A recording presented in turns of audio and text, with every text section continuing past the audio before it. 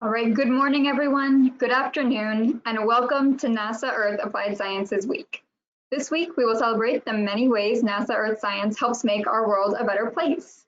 Thank you so much to all who are joining us from across the globe. My name is Sydney Neugebauer. I'm a fellow with the NASA Developed National Program at Langley Research Center, and I will be your MC for the event this week. I'm so glad you've all joined us for our very first virtual event of this scale. And I would like to thank you in advance for your patience with any technical difficulties we may encounter this week. A few housekeeping items before we begin. Everyone is automatically muted, so we hope you'll use the chat function for any questions and that you'll connect with us in the breakout sessions, which are at 2:15 p.m. Eastern Time, Tuesday through Thursday. For a complete agenda and links to the breakout rooms, please visit the event webpage. And now, without further ado, it's my pleasure to introduce our first speaker, Dr. Karen St. Germain, Director of NASA's Earth Science Division, who will share some opening remarks. Hi, everybody. It is terrific to be here. I'd like to welcome you all. I'd like to add my welcome to Sydney's to Applied Sciences Week 2020. We're virtually gathering this week to celebrate the many applications of NASA Earth Science data. And I think we share a common vision to make the world a better place to live in.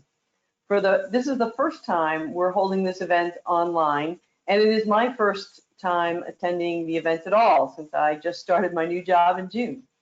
But for 15 years, we've been, the NASA team has been hosting a one-day event in DC at NASA headquarters each summer. And I'm told by my many folks at headquarters, including my predecessors, Mike Friedl and Sandra Kaufman, that it's always been an energetic and inspiring event. So I'm hoping that even though we are in the virtual environment this year, that we can capture that dynamic this year as well. I know my predecessors were big fans of this event, and I'm really looking forward to learning more about what you all do. I'd like to especially welcome the Develop team and as we showcase their summer projects. A big thanks to the Applied Sciences team for hosting and coordinating the event. And I'd also like to extend on behalf of NASA our thanks to the many partner organizations and NASA centers that support this work. Without you, we'd not be able to accomplish the meaningful achievements that we're all going to see this week. NASA Earth Science seeks to understand the ever-changing interconnected systems that affect all life on Earth. And we do this by utilizing the unique vantage point of space. The idea is that if we can make observations and understand what we're seeing, we can advance our predictive capability, and when we can do that, we can enable and inform decision makers. The availability and the volume of the data we collect from space is continuously increasing, as are the many applications of those measurements. But there's still a gap between those who use and those who could benefit from using the data. And this team, our Applied Sciences team, is leading the way in bridging that gap. We're working with more users than ever across more sectors, in more geographies, and employing new technologies. So it's a thrilling time for me to be joining Earth Science and to see, to get to join Applied Sciences Week and see what y'all have been up to. This week, we'll see talks highlighting applications of NASA Earth Science data spanning the planet in 8 thematic areas. Our highlights this week, one of the highlights is definitely the Develop program. And so a big special hello to all the Develop participants, or I'm told by the Applied Sciences team that we refer to you as developers. So the Develop program is our 10-week experiential learning program where participants work directly with partner organizations and build skills and knowledge around geospatial tools and Earth observations. This was the first year that the Develop term was entirely virtual this summer. And we had 65 participants from 23 states who worked on 15 feasibility projects supporting the needs of 27 partner organizations.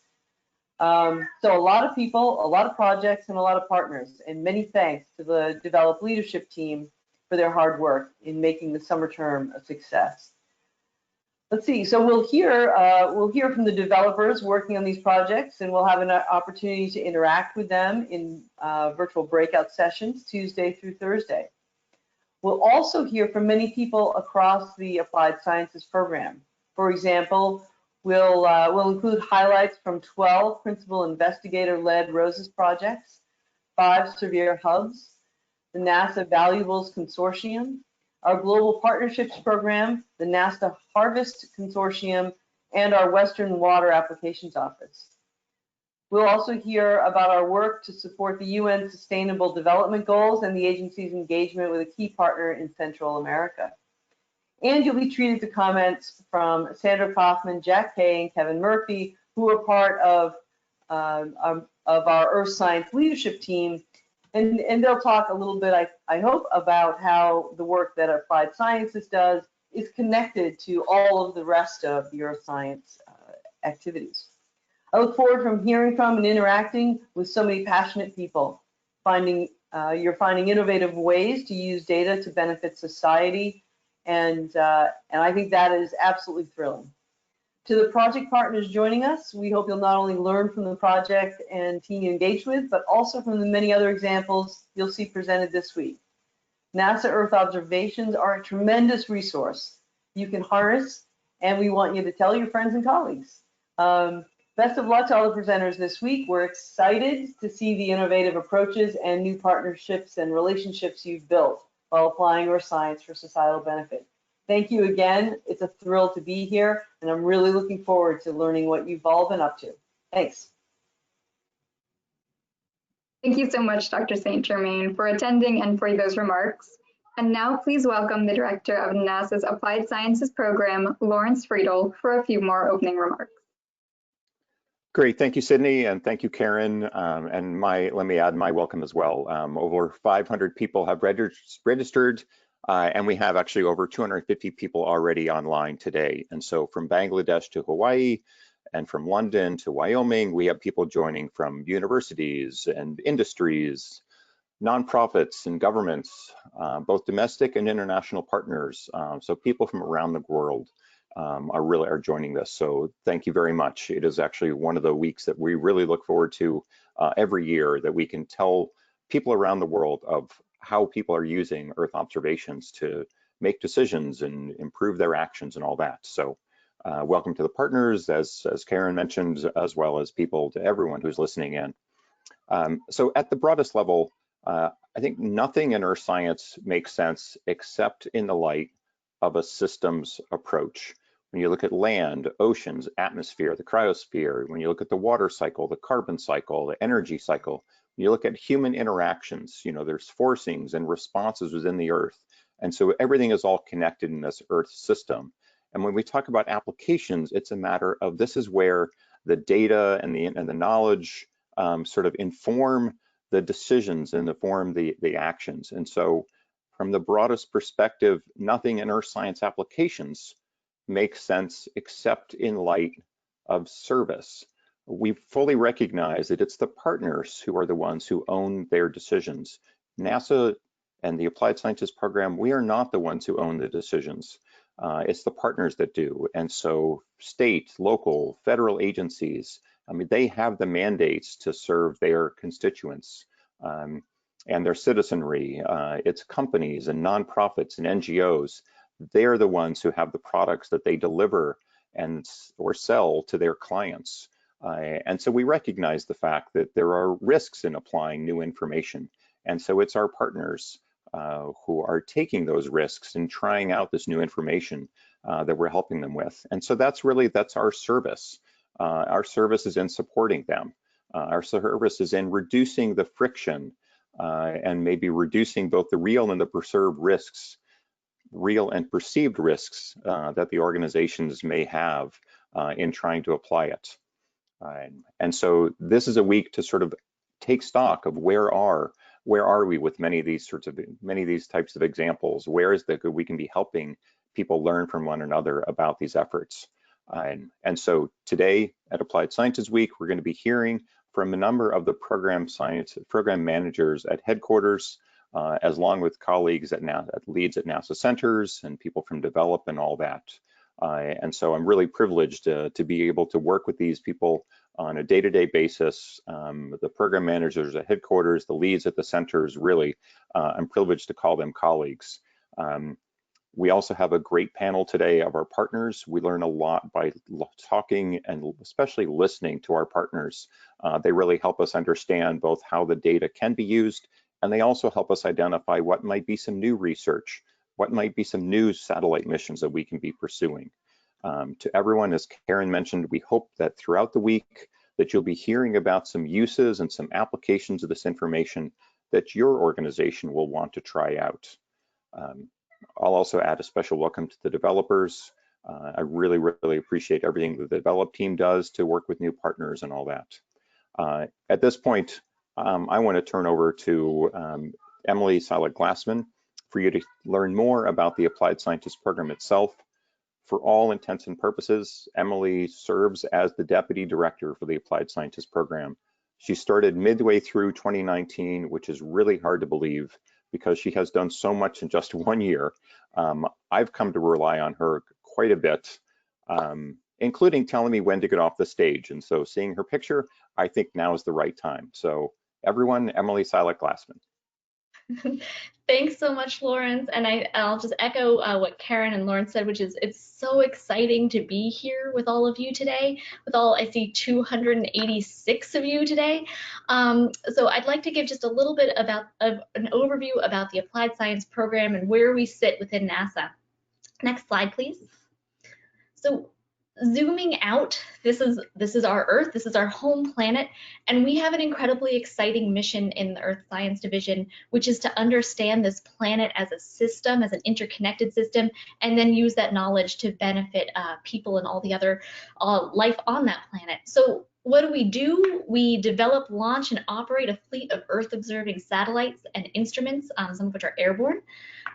We develop and test new scientific technologies. We advance our understanding of this Earth, and we encourage the innovative and practical use of that knowledge to benefit. Next slide, please. So the Earth Science Division has 4 elements, and just as we've been talking about the Earth as an interconnected system, these 4 elements are really interconnected. So applied science is one of the 4 elements, alongside the flight program, which includes data systems. So those are the folks that develop, launch, and operate the fleet of Earth-observing satellites, and they manage the data so that it's freely accessible and usable to everyone on this planet. We've got the research and analysis branch, which is really advancing that fundamental understanding of the Earth. And then we also have the technology office, which develops and demonstrates technologies for future airborne and satellite missions. So they're looking to the future and saying, what do we need to do now to get there? And so these 4 pieces work together as a puzzle, because you can imagine that in some cases it's new research that inspires the development of an application. In some cases, there's an application we'd love to see come to fruition, but there's a technology gap that's hindering us. In some cases, it's information from the users that we can bring from the applied sciences that feed back into the data systems team to say, hey, if we put the data in this format, a lot more people would be able to use it. So it's really that interplay between these 4 parts that allow us to really advance as NASA and as the Earth Science Division, and I'm really excited that you'll be able to hear from folks from a lot of these different branches in the next few days. Next slide, please. So within the applied sciences, we have a couple of different elements. So what do? We help people across the world use the NASA data to solve the Earth's biggest problems. And specifically, we provide support and funding to help both individuals and institutions make better decisions. You can see the icons for the 6 different elements of applied sciences that we have below, and I'm really thrilled that you're going to be hearing from the program managers that lead each of these programs, because they just do a fantastic job, and I think each have a really amazing vision for how to advance applications in their areas. So we've got capacity building, disasters, health and air quality, water resources, ecological food forecasting, and food security and agriculture. Next slide, please. So I want to give a particular shout out to the capacity building program, which has really led the development of this Applied Sciences Week. The capacity building program improves the capabilities of individuals and institutions to access and apply Earth observations. And I'm showing the 3 different programs that they run here. Develop, we love the developers, RSET, which is our remote sensing training program, and SERVIR, which is a joint initiative of NASA and USAID. And I also, while we're here, just wanted to give a moment to thank the team of people specifically that brought us Applied Sciences Week. Nancy Serby, Lauren Childs, Amanda Clayton, Jonathan O'Brien, McRae Lent, and Sydney Neugenberger, who've all done just a tremendous job. So thank you to all of you. Next slide, please. So what do? We work, so I mentioned that we do a lot of funding and make investments in projects and teams. We're trying to lower the barriers to using Earth observations. And one of, I think, the unique ways that we think about things is because at NASA we're very much linked to the development of these Earth observation satellites and missions. We think about how do we support through that mission life cycle? How do we go from the very beginning where we're planning the design of a satellite or an instrument on a satellite and try to figure out what is it that the users need? How do we gather that information and inform that development life cycle to how do we, what form does the data need to be in for many people to use it, and how do we prepare people so that when the data is finally ready, that they're ready to go on day one? And so we work throughout that mission lifecycle project in a way that's complementary to the way that we support different applications. Next slide, please. So the final thing I wanted to just say is, and I know you've heard this also from Karen and Lawrence, but we're really excited you're here. We're really excited that you're joining us in this mission because ultimately it's you all that are doing the work and to improve life on our planet. And it's really, I'm so excited that it's through working together that we can find solutions to these great planetary challenges that we face. With that, that's my get off the stage slide. Thank you. I can't wait to meet you all in these breakout rooms and back to Sydney. Thank you both so much, Emily and Lawrence. We'll now move into highlights from each of our thematic application areas. So please welcome John Haynes, Program Manager for Health and Air Quality Applications. Thanks so much, Sydney, and good morning, good afternoon to everybody. It's a pleasure to get to address you today. As has been mentioned, Applied Sciences Week is always a highlight of the calendar, and so glad we were able to continue the tradition virtually today. I'm going to give in my 5 minutes a very brief overview of the Health and Air Quality Applications Program, and starting here with our mission objectives. NASA's Health and Air Quality Applications area is supporting the use of Earth observations in air quality management and public health, particularly regarding infectious diseases and environmental health issues. We also work with end users and partners to promote the use of Earth observing data and models regarding the implementation of air quality standards, policies, and regulations, and also, of course, addressing the effects of climate change on public health and air quality to support managers and policymakers in their planning and preparations for the years and decades to come. At the bottom, you see a few of our major partners. Now, we certainly in our entire portfolio cannot provide an exhaustive list on this slide of all of our partners, but these are some of our major partners just to give you an idea of who we work with. And we work across all levels of government and across all sectors, including at the international level with the Group on Earth Observations, the World Health Organization, UNICEF, and the Pan American Health Organization. We also work with federal agencies such as the CDC, EPA, NIH, and NOAA, and with many state departments of environmental quality and departments of health, including in South Dakota, California, and Texas, and certainly not forgetting our work with the private sector, including AER Incorporated. We have over 30 projects currently in the Health and Air Quality Applications portfolio. I certainly can't go through all of them today, but I'm going to give you a taste of 3 projects just to give you an idea of some of the amazing work that we do. Let's go to the next slide. Many of you probably heard on the news or saw other types of reports over the last couple of months that the most severe Saharan dust storm in the past 50 years impacted the Commonwealth of Puerto Rico and the greater Caribbean region in late June. Fortuitously, NASA Applied Sciences has funded a project at the University of Puerto Rico led by Dr. Pablo Mendez Lazaro. And it's a project to develop an early warning system for these types of air quality events in the greater Caribbean region and across the island of Puerto Rico. This system went online at the University of Puerto Rico shortly before this Saharan dust storm, and was able to provide 3 days advance notice to end users in the Commonwealth of the impacts of this dust storm, including the National Weather Service San Juan and the EPA Caribbean region, utilizing many types of environmental data, both from satellites and at the ground, including aerosol optical depth data from the SUMI NPP satellite, the VIR sensors particularly on that satellite.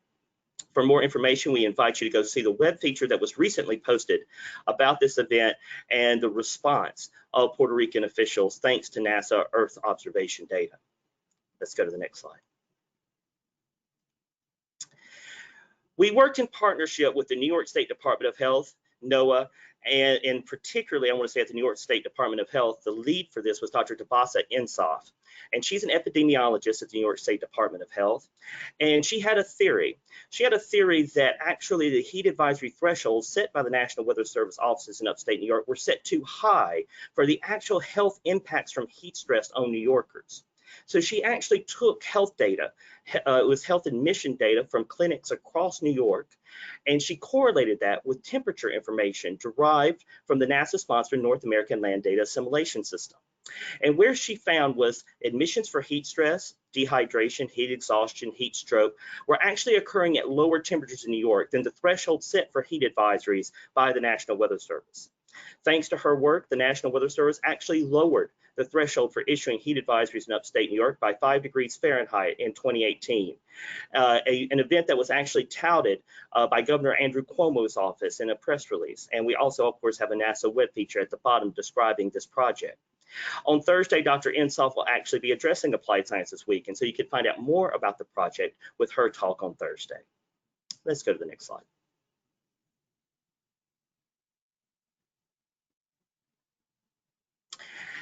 And finally, I want to discuss the issue of vector-borne diseases, particularly in these cases, mosquito-borne diseases. NASA has partnered with the California Department of Health, particularly their system known as CalSurv, the California Vector-Borne Disease Surveillance Gateway, and a project led by Dr. Chris Barker at UC Davis, in order to assimilate Earth observation data into that gateway to better characterize the risk of mosquito-borne illnesses in the state of California by better able to characterize the habitats where Aedes aegypti mosquitoes, which carry West Nile virus, dengue fever, Zika virus, are going to exist, and how those habitats change with environmental determinants. This system was so successful that it's actually, you know, they say imitation is the sincerest form of flattery.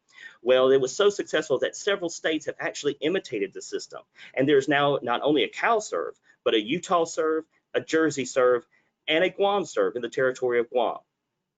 Working internationally with Dr. Bill Pan of Duke University, we have partnered with the Ministry of Health in Peru to develop an early warning system for malaria risk in the Amazon. Malaria is the third deadliest infectious disease in the world, and the real hotspot for it in the Western Hemisphere is in the Amazonia region of Peru.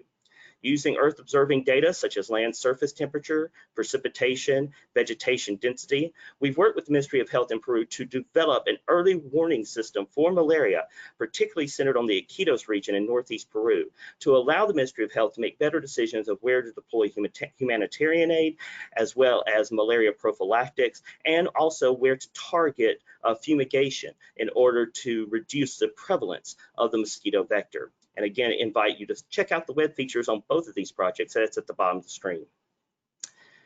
And with that, I believe that is my get off the stage slide. I thank you so much for your time today. And I want to say special thanks as well to my associate program managers, Laura Judd, Sue Estes, and Helena Chapman, who without their help and their hard work, these successes would not have been possible. Thank you. Thank you so much, John. So now we're going to continue to explore NASA's health and air quality work with Selwyn Hudson-Odoi and Jonathan O'Brien from RSET. Sorry, Sydney.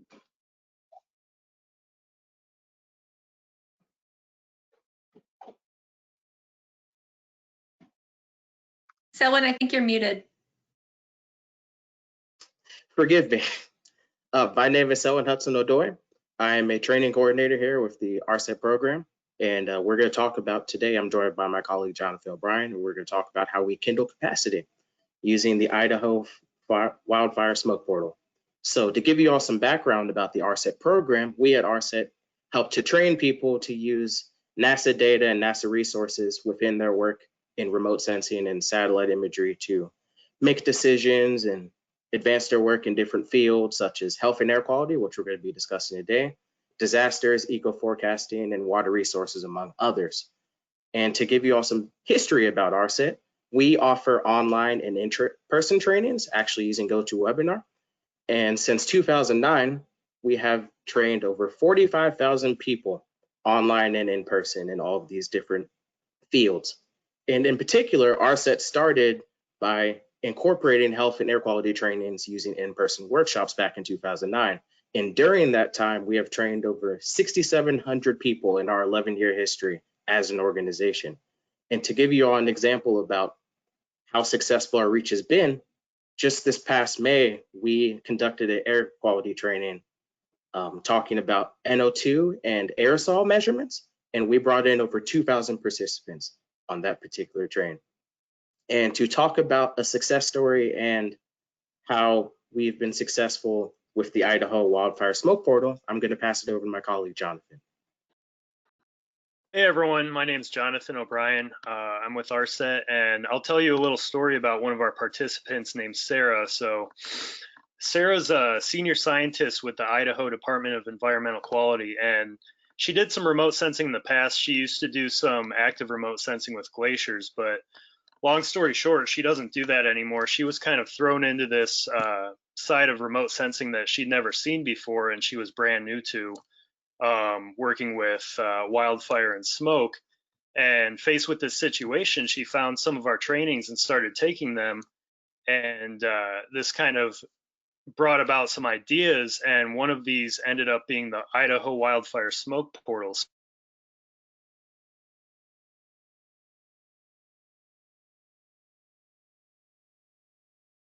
Hey, Jonathan, you have muted.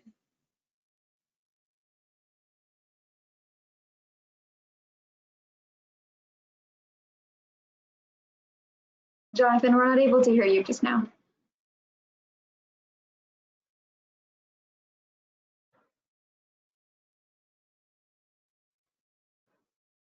It provides this all-around situational awareness of the fire situation in the state. So she basically went from knowing nothing about this kind of remote sensing to creating this awesome portal. We can go to the next slide. And how she did this was through our trainings. So our trainings, like I said, through our trainings, she learned how to use VIIRS, MODIS, Tropomi. We have lots of other trainings on all the different Earth, satellite, and sensors. We have trainings for different application areas. We have them for health and air quality, disasters, water resources, eco-forecasting. In the future, we'll probably have some on agriculture as well, and maybe energy. And our trainings continually evolve. We listen to our users, and whatever they want, that's kind of the direction we go. So if there's something that you would like to do, but you feel underqualified or don't feel like you really have what you need to know, that's what we're here for. So I'll leave you with that. Here's the link, check us out, and thank you all for listening.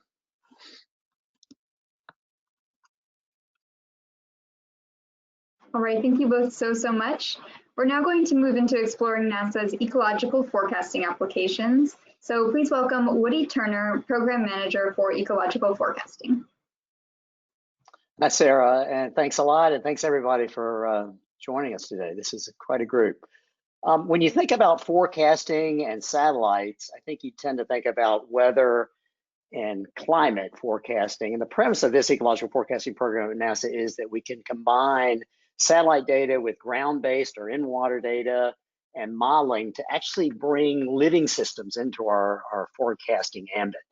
The big challenge, of course, is that we are living in another time of mass extinction, comparable to the mass extinctions in geological history.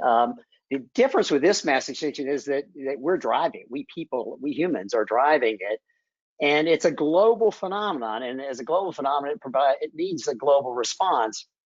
And of course, global responses require global data, and that's where NASA really comes in, and that our data are global. We're looking at the Earth as a system, as has been mentioned earlier. So what we're trying to do is combine these different types of data sets and models to give managers a chance to forecast what their actions on the ground and in the water are likely to do to living systems. We leverage the research program's biological diversity program. We're trying to basically make better ecosystem management decisions through our data for conservation and sustainable development. We've got 34 projects underway now. That's a good number for us. That we're involved in terrestrial ecosystems, freshwater ecosystems, and marine ecosystems. We work all across this country and all across the world. And in terms of what we like to do, how we like to do our work, we like to bring in citizen science data sets, so folks from anywhere can contribute to this program. We have new models for governments and support where we're asking our end users to provide matching funds, cost share funds.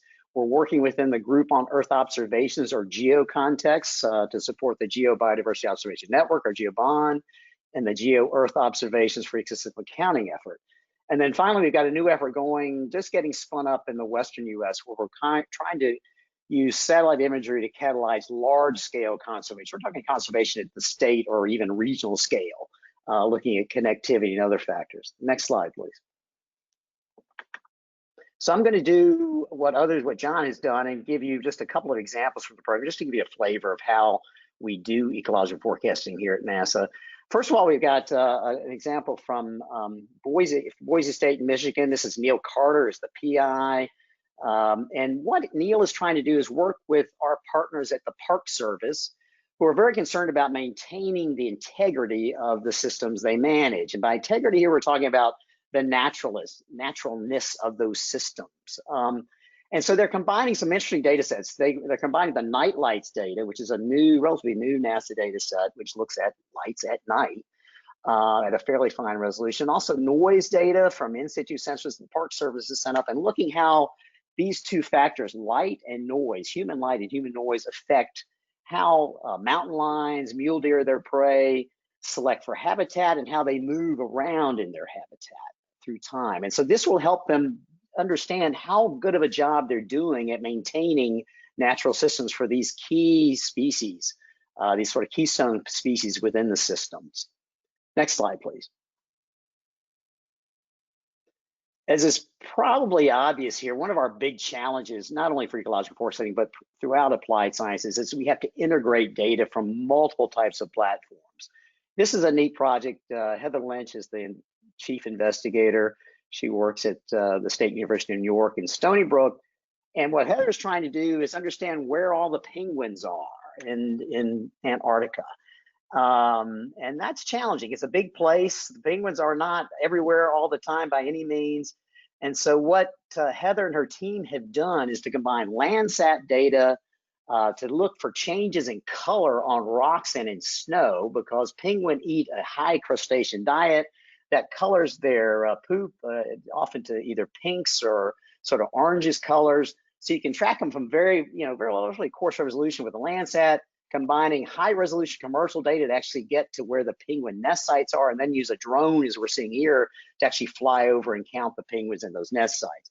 They're using machine learning. They're using a cool data system which brings in citizen science data and other types of data, all these tools to find out where the penguins are.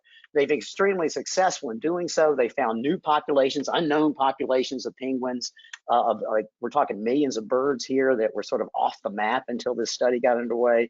This is helping the countries that oversee and manage Antarctica to do a better job deciding where to fish and where to implement other activities so that you're not disturbing the rare fauna down there. And remember, penguins in Antarctica are a keystone species. In other words, if the penguins are doing okay, everything else is more likely doing okay. Next slide, please. And then finally, we're working with one of NASA's partners. In this case, it's Conservation International, on some cool projects where we're doing a couple of things. One, in sub-Saharan Africa, we're trying to bring ecosystem accounting into the national accounting systems of a number of countries, about a dozen countries or more in sub-Saharan Africa, using satellite data to tell us conditions of ecosystem, and then from that go to the economic situation and sort of try to convert ecosystem variables and values into monetary units.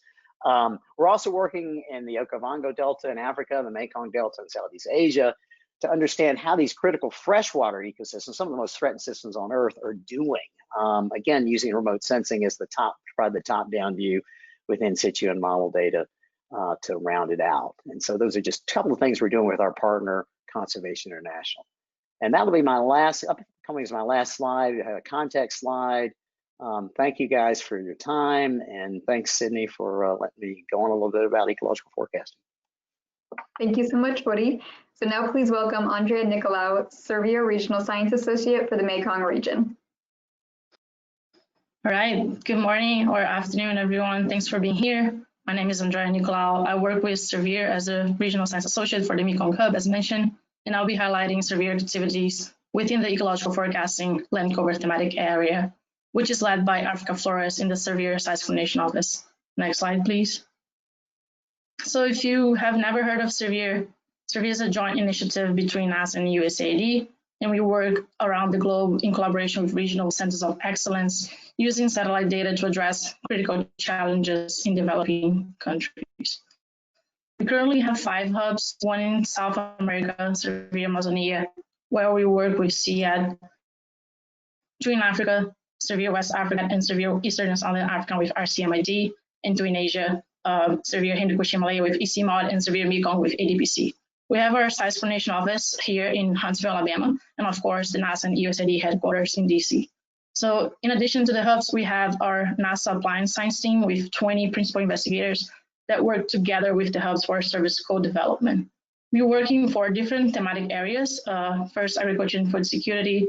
Second, water and water-related disasters. Third, weather and climate. And fourth, land cover and land use. And as I mentioned, I'll be focusing on highlighting the land cover and land use theme. Next slide, please. This slide is a snapshot of our land cover services in our regions, and you can see that we have a variety of activities that go from mapping and annual land cover for greenhouse gases inventories all the way to ecosystem services monitoring.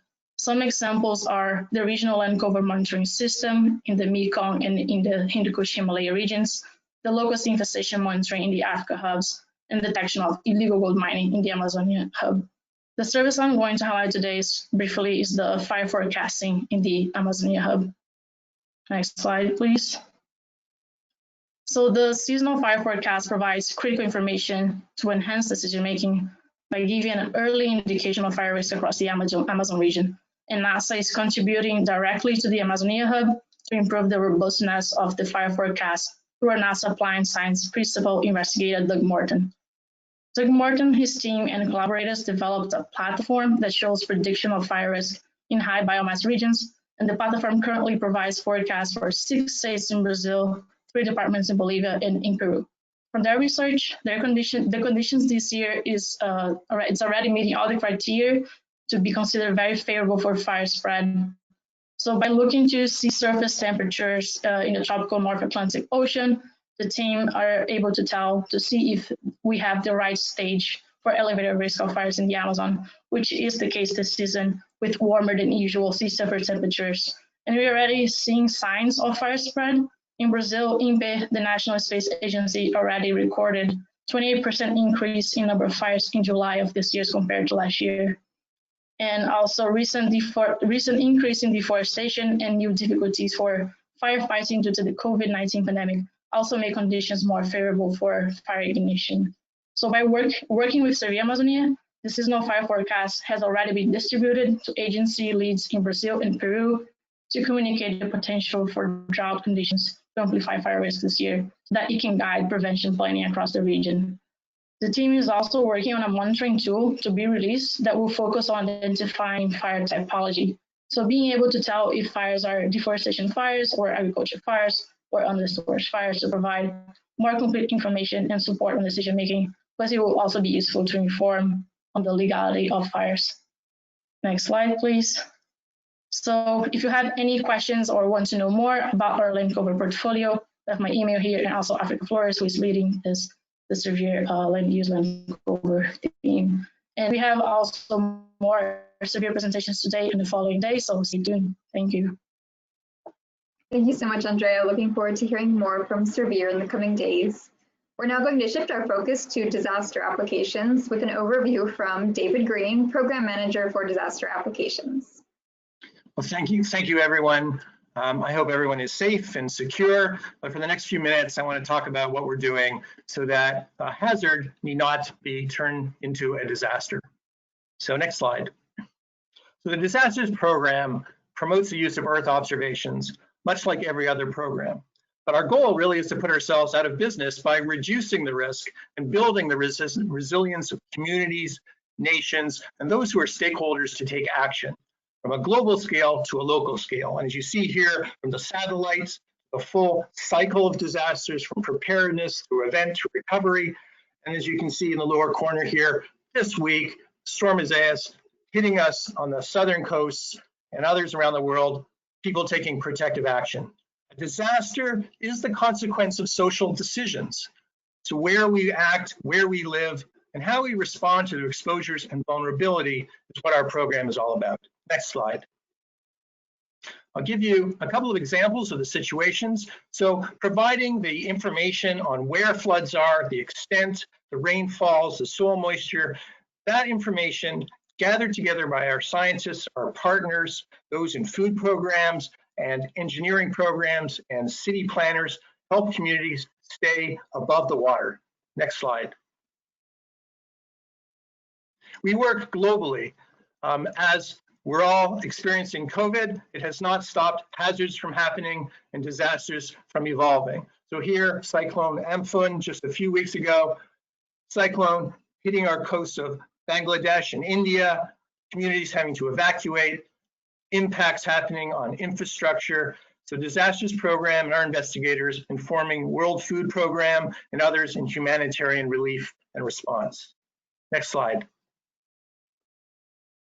Now, all of our information relies on partnerships to collect data, to collect information. And as you heard from Lawrence at the very beginning, thinking about the entire system, and then to provide the viewers, the tools, the catalogs, and those applications in your hand to make the decisions. We bring that all together with hundreds of partners and stakeholders on a portal for mapping and decision making. Next slide. An example of what shows up in that portal are dashboards that highlight the social, the economic, as well as the observations for interpretation and story mapping to tell how things are evolving, predict change, and guide decisions. Next slide. Another example is helping communities actually stay connected. Looking at the Earth during the day and at night, seeing the food systems, the energy systems that are often disrupted by a storm, a flood, a tsunami, a hazard, but those social interactions. Building the collaborative networks, the program is very much about collaborations, trusted relationships, and then monitoring those changes that happen, being able to communicate it, whether it is these types of images here with changes and dynamics, or even virtual reality to give people a feeling of what it is like to be in the decision situation. And then sustaining that work to build the resilience for communities going forward. Next slide. So I want to thank you for your time. Here's the Earth at night to remind you of what you can see at night, whether it's those volcanoes erupting or communities with the lights on, or sometimes with the lights off, but we're always monitoring and always working around the globe to bring whatever information is needed in the community near you. Thank you. Thank you so much, David.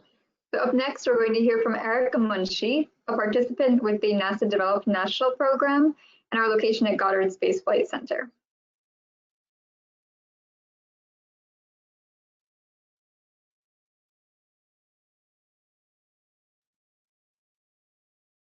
And Erica, if you're speaking, we can't hear you just yet, so make sure you're unmuted, please.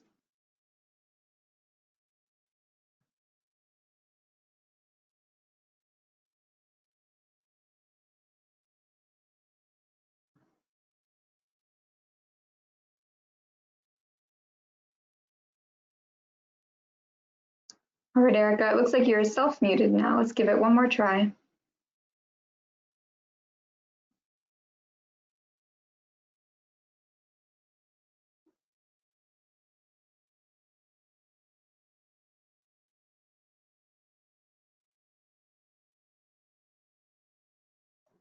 I'm still not getting anything from Erica. Can we have someone on our staff check to make sure she's unmuted on the GoToWebinar side? I am seeing her as unmuted. I'm not sure if David, if you want to walk us through a few of these slides, and if Erica is a bandwidth issue, we can try to work on that with her. I think John Bolton may be able to talk through unless there's a backup develop person to talk through.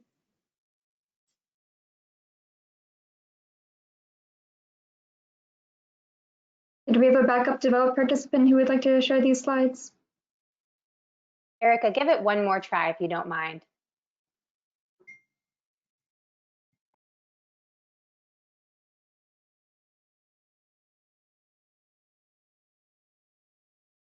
Let's see. John, we can hear you. Oh, if you want to walk through a few of these. I'm texting Lauren to say unmute me. Yeah, I can run through this really quickly. Thank you, John. This is John Bolton. I'm the lead science advisor for the Goddard Space Flight Center Develop Program. And a brief overview of this project is really, really interesting. This is the third term for a disasters project focusing on developing a flood forecast warning system for Ellicott City. So Ellicott City, Maryland is a very uniquely placed in the bottom of a steep watershed, and they have had 2 disastrous floods in the past few years, but more than 10 in the past 100 years. And these are 1,000-year flood events. So the town is very desperate for having informed decision-making capabilities related to forecasting of meteorological conditions and also what the stream will be doing. So what we've been doing is partnering with the Howard County Office of Emergency Management, as well as the National Weather Service, to take in NASA data and develop NASA tools that are strategically targeting these capabilities.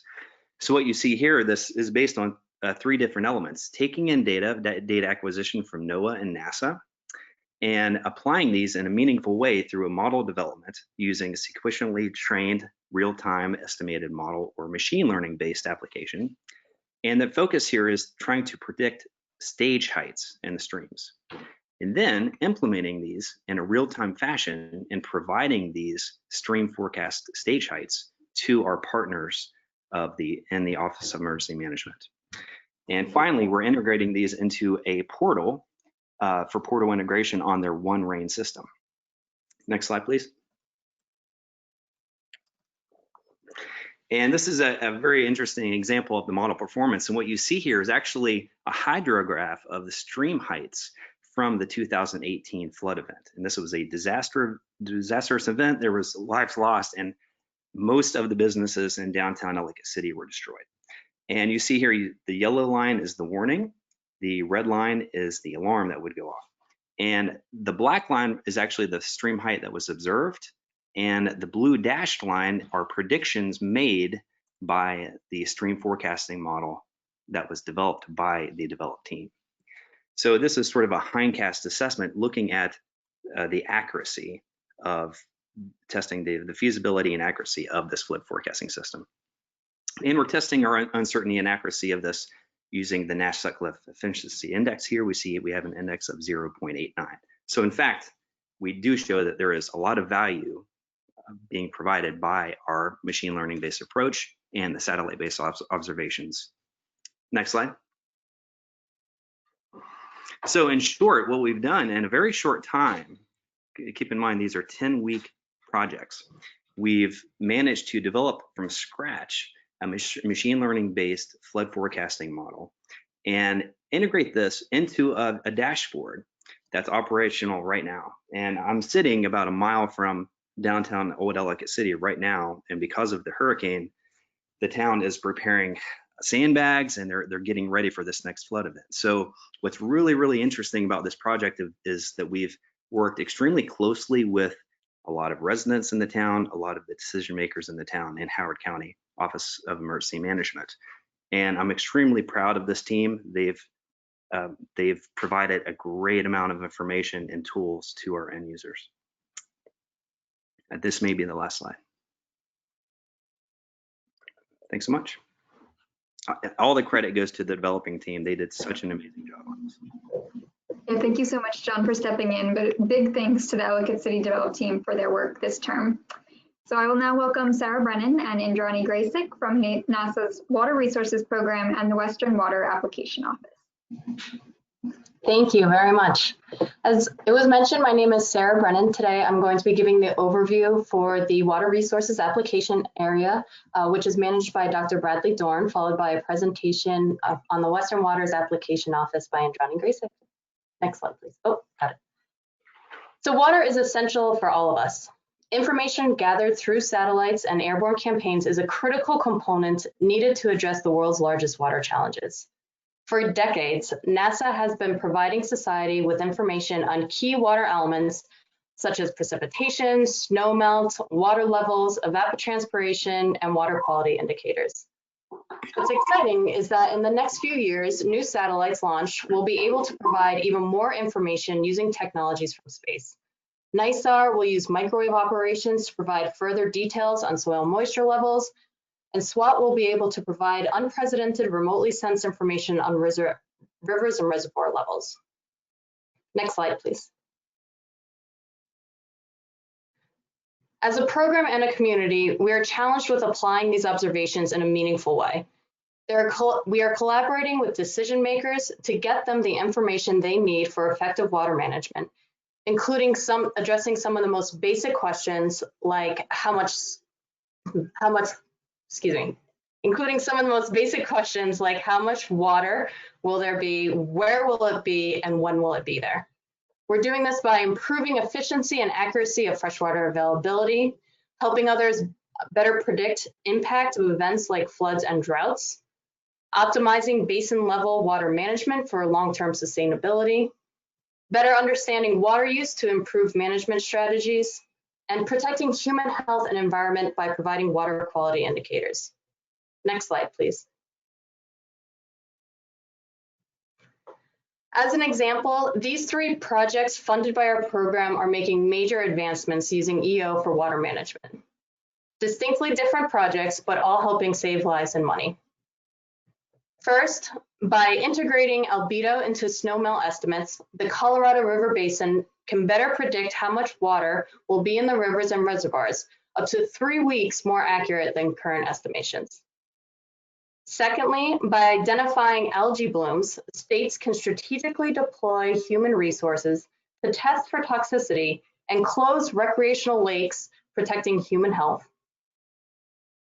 And by using soil moisture information and runoff models, areas like the Red River Basin can better predict floods to mitigate and minimize damages.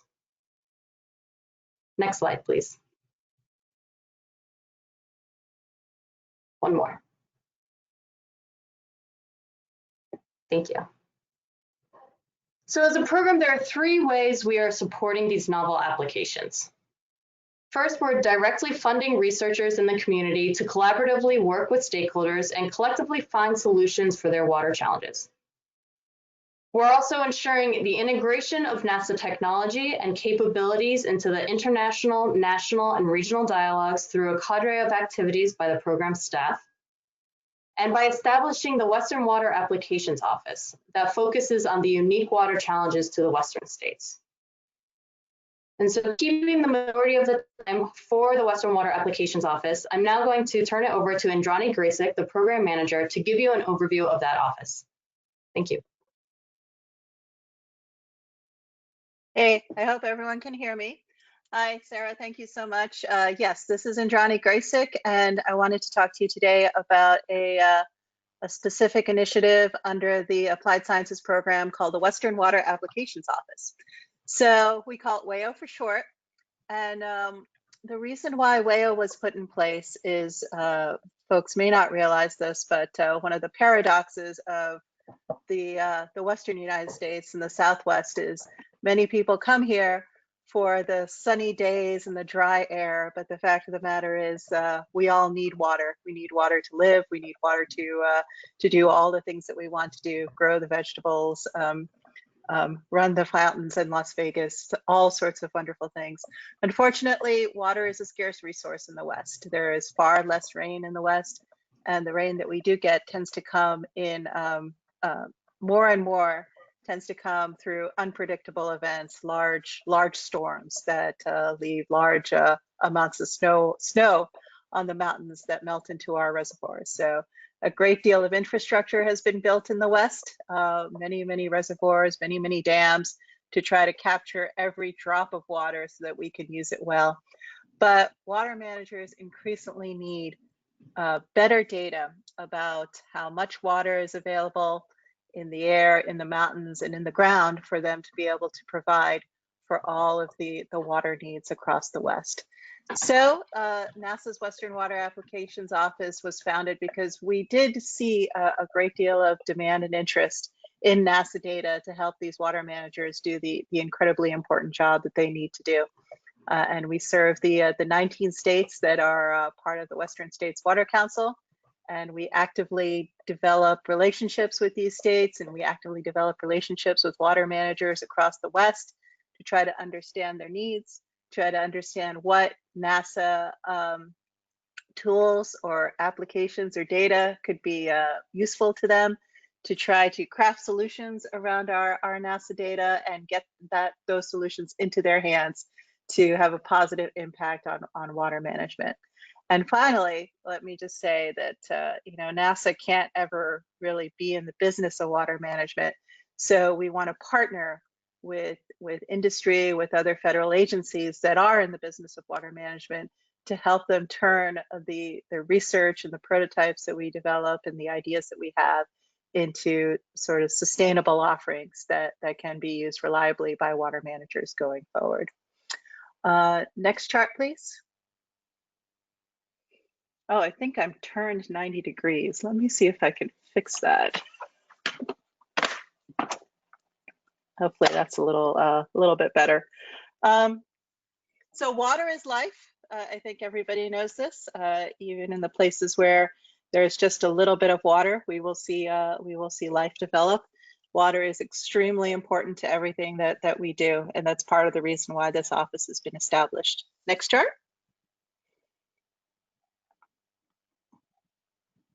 So I wanted to go through 2 examples of the things that WAO has done that is potentially useful to Western water. The first is a project that we have done in collaboration with the Navajo Nation. So folks who don't know, the Navajo Nation sprawls the Four Corners area of the Western United States, covers parts of Utah, Colorado, Arizona, and New Mexico, I believe.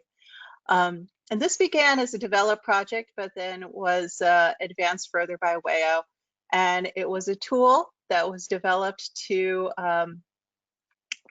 give the Navajo Nation better information about where the drought is most severe across their nation. So the Navajo Nation is about over 25,000 square miles, but I believe they have less than 100 rain gauges that they use to determine where the drought is most severe. But with WAO's help, with NASA's help, they've now developed this tool that augments that data with satellite data so that they can pinpoint their drought relief resources to the places that actually need them. And this has been an enormous help to the Navajo Nation, and it's been extraordinarily rewarding to work with them to solve this problem. Next chart. So, obviously water is important for agriculture. Water is important for a variety of areas, but particularly in the area of agriculture and evapotranspiration, we've seen a lot of demand for NASA data. Next chart. So one other example I wanted to share with you all was the Western United States. Many states in the Western United States rely on snowmelt running into reservoirs for almost half of the water that they use. So being able to accurately measure the snow melt, being able to accurately determine how much water is actually going to appear in the reservoirs is enormously important. Reservoir managers make decisions that are hundreds of thousands of dollars a day, decisions about when to let water leave the reservoir, when to hold on to the water in the reservoir. And they are extremely interested in understanding how much snow is in the snowpack. Now, typically the way this is measured is people ski up into the mountains and they stick poles into the snow in well-known locations, and they measure the amount of water that is collected into that pole, into that pipe, and then they use models to make a really gross determination as to how much snow is up there on that mountain. But NASA devised a way to use airborne LIDAR and spectrometers to measure not only the amount of snow in the mountains, sometimes to 98% accuracy, but also to help the reservoir managers or to forecast when that snow is actually going to melt into the reservoirs. So the managers know precisely when there'll be just enough water, too much water, or too little water in their reservoirs. And this has been just enormously beneficial to water managers in California and Colorado, and is slowly going to other parts, becoming of interest to other parts in the West. We've actually spun this off now as a private company, and they are doing going gangbusters in terms of getting this service out to as many folks as need it. And we're really proud of this accomplishment of the Airborne Snow Observatory and ASO Inc. Next chart. And I think that is it. I will turn it back over to Sarah. All right, thank you guys both so much, Sarah and Indrani. And I'm actually gonna pass it back to Sarah for our final application area highlight today. Sarah will be joined again by Alyssa Whitcraft to introduce food security and agriculture applications and NASA Harvest. Great, thank you very much. As mentioned, I'm introducing the Food Security and Agriculture Program. Today, it's managed by Brad Dorn at NASA headquarters, and the consortium team is led by Inbal Becker-Reshef, Alyssa Whitcraft, and Chris Justice at the University of Maryland. So we're going to save the majority of the time for Harvest to highlight their work as the consortium is functioning as NASA's agriculture program. Next slide, please. But before I hand it off to Alyssa, let me mention that NASA has a long history of contributing to the field of agriculture. Just like water, food is important to every single one of us, and we are affected by it every single day. NASA has the capabilities to contribute to the field in a multitude of ways. Satellites provide critical crop information like potential crop yield, crop type, plant health and stress, and indicators for irrigation needs. We work with a vast array of partners for the integration of Earth observations into the decision-making processes, and we are supporting and encouraging a community that is seeking solutions to meet domestic and global food security needs. Next slide, please. A prominent partnership over the decades has been with the U.S. Department of Agriculture. This is an agency-wide collaboration where the Earth Science Division of NASA has really been at the forefront of supporting those joint efforts. So with the Research and Analysis Program, the Applied Sciences Program has done a great job of growing those connections. As you can see, collaborative efforts began in 1970s with a NASA-initiated large area crop inventory program. But there were further joint programs in the 80s that led to operational use of remote sensing data by the Agricultural Research Service, Foreign Service, and Foreign Ag Service. All of this really to say that what started with one partner connection a few years ago has blossomed into a partnership that currently has had over 120 joint activities and projects just in the past 5 years. Next slide, please. So right now, the NASA Applied Sciences Agriculture Application Area is functioning as a joint consortium between NASA and the University of Maryland. The consortium, NASA Harvest, spearheads the community and partnership development and supports the applied research for agriculture. Here to talk about that program is Dr. Alyssa Whitcraft. Thank you, Sarah. Can you hear me okay? Yep. Yes, we can hear you, Alyssa. Great, thank you so much. And thanks, Sarah, for the introduction. As she mentioned, I'm Alyssa Whitcraft. I am the Deputy Director and the Manager for NASA Harvest, and I'm really pleased to be able to speak with you guys today. You can go to the next slide. Harvest is, as Sarah said, NASA's Applied Sciences Food Security and Agriculture Program. We are operated as a very large and multi-sectoral consortium. We've got over 60 members from public, private, non-governmental, humanitarian, a bunch of different sectors that are contributing, not just remote sensing, not just Earth observations, but broad domain knowledge in the space of agriculture and food security. We have as our objective enabling and advancing awareness, use, and adoption of satellite Earth observations. And it's not just in the US, but it's also worldwide. And it's not just with public organizations, but also really relying on the private sector, because agriculture is hugely dynamic and both within season and between years. And it's really important to be agile and responsive to the broad variety of stakeholders' needs that exist. We kind of span the whole pipeline from operational research and development activities through transition of methods and whatnot to the stakeholders for them to eventually adopt and own. But we really have like a very broad portfolio. And this portfolio is all about kind of aiming to improve agricultural land use, agricultural sustainability, and agricultural productivity. So we sort of approach those three. And we advance products and methods in the areas of mapping, crop statistics, crop yield, crop condition, and understanding better cropping practices, as well as their impact on key performance indicators for agriculture. Next slide, please. So as I mentioned, Harvest works both domestically and internationally. Domestically, we have sort of 6 focus areas, I would say: supporting improved USDA methods, improving within season yield forecasting and area estimation, and also understanding what are the drivers of yield variability and what are the reasons that we have yield gaps in certain places. That's a huge question with sustainability and food security, is trying to get agriculture to be as productive as it can be, but not also be damaging to the environment. We work on food supply and trade tracking support as well. We work on understanding, as I mentioned, the impacts of cropping practices and land management practices on a variety of things that are relevant to agriculture and environmental sustainability. We support the private sector and innovation, so especially with respect to adopting new Earth observations-based informatics, we sort of help them de-risk that, understanding basically where it can be useful, what the costs are, and how accurate and reliable these different estimates can be. And we've also been working specifically on sort of watershed, irrigation, and fertilizer management, nutrient cycling in cropping systems to help farmers make improved decisions, to help resource managers make improved decisions, and then also looking at it from a national and global policy perspective.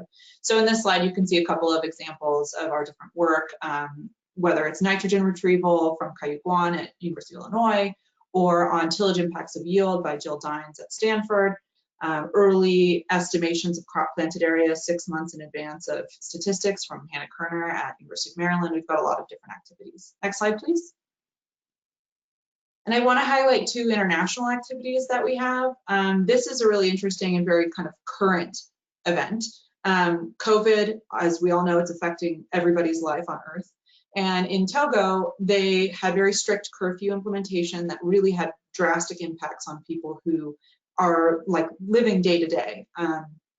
People who are not super food secure, people who really can't spend lots of days inside without really worrying about how they're going to put food on the table. And so the government of Togo was looking for information about how to implement a relief program, a loan and finance program, direct payments from government to people. But they didn't understand where sort of the farms explicitly were across the country and what was actively farmed and whatnot. And so basically they approached us, and in 10 days, using machine learning and a variety of satellite platforms, including Landsat, Sentinel-2, and Planet, we were able to produce in our group a national scale map of crop probability, crop fraction, and then also a binary determination of yes, this is a cropland, or no, this isn't a cropland. And so we mobilized, we worked heavily with the private sector on this. Planet is a commercial space organization flying lots of small satellites, and they were able to acquire the imagery and share the imagery with us within 48 hours, really demonstrating the agility and the value of public-private partnerships in the food security and agriculture space. Next slide, please. And then this is the last case I'm going to highlight today. This is really all about using the newest technology to bring NASA data and informatics to broad usership. This is really a story about international collaboration that's facilitated by one of the things that NASA Harvest has invested in, which is our partnership with GeoGlam, an international G20 group that pulls together lots of different people from around the world who are interested in agriculture.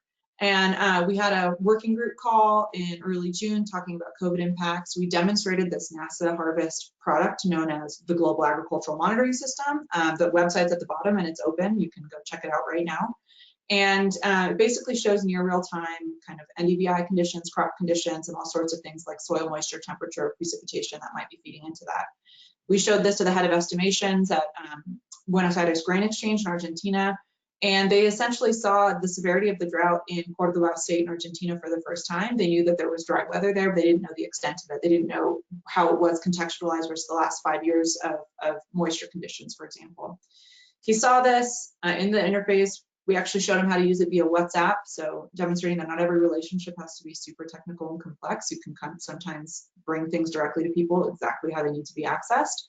And his tweet of the interface and the conditions was picked up by one of the most important newspapers in South America, and certainly in Argentina, known as La Nación, bringing attention to this. And so, yeah, so this is just another great example of, the power of these networks and how valuable remote sensing information and NASA data and technology are, especially in the wake of something as serious as COVID. So next slide, please. That's it. If you have any questions, please contact me or the director, Inbal. And we thank you so much for your attention and your interest, and hope to hear from you sometime. Thank you, Alyssa and Sarah, and thank you so much to all of our presenters today. It is my pleasure to now introduce the program manager for NASA's capacity building program, who will be our moderator for today's end user panel. Please welcome to the virtual stage Dr. Nancy Searby, who will introduce our panelists today and kick off the conversations. Nancy, it looks like you're muted.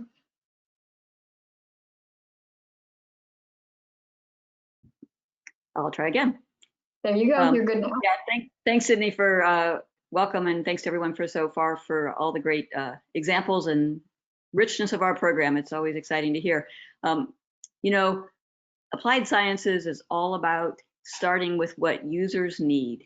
And so I'm really excited to be able to moderate this panel of 5 different users who have been engaged with NASA to hear about their experiences. They come from different parts of our different sectors and different thematic interests and different scales of decisions and problems that they've been working. So I really look forward to hearing from them. So welcome to Rish, to Tanner, to Lexi, to Mitch, and to Chris. So thank you for joining. So in just a few minutes, I've asked each of you guys to prepare and be ready to talk about how your organization is engaged in the Applied Sciences program and how that's benefited you. And we're always open for constructive feedback of how we might be able to do something better, or how an Earth observation, if it just did this, was better. So we are interested to hear how NASA Earth observations have been helpful across your sectors. So without more further ado, I think I'm just going to go ahead and get right into it and ask Rish to get and describe what it's like working at the Center for Disease Control and how he worked with NASA satellite data. Thank you, Nancy. Can you guys hear me? We can, thank you. Okay, thank you and greetings everyone. It's a pleasure to be on this panel.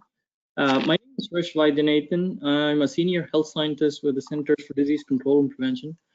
Specifically, I work on research and surveillance projects related to environmental hazards and climate-sensitive triggers. We've been working with NASA's Applied Sciences program and its funded partners for a long time now.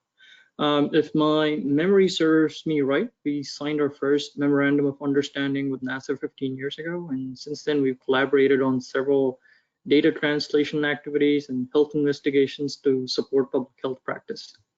So over the years, we've greatly benefited from these collaborations. I can sort of go over some of the highlights. So as you know, majority of our work, and I am housed in National Center for Environmental Health, so majority of our work relies on acquiring data and environmental and weather parameters from existing monitoring networks. Unfortunately, as you know, there are spatial and temporal discontinuities in the data, and also it's not available in a timely fashion, some of these. So what we've been doing is we've been able to augment these data gaps and advance our understanding of various public health problems using satellite and remote sensing data.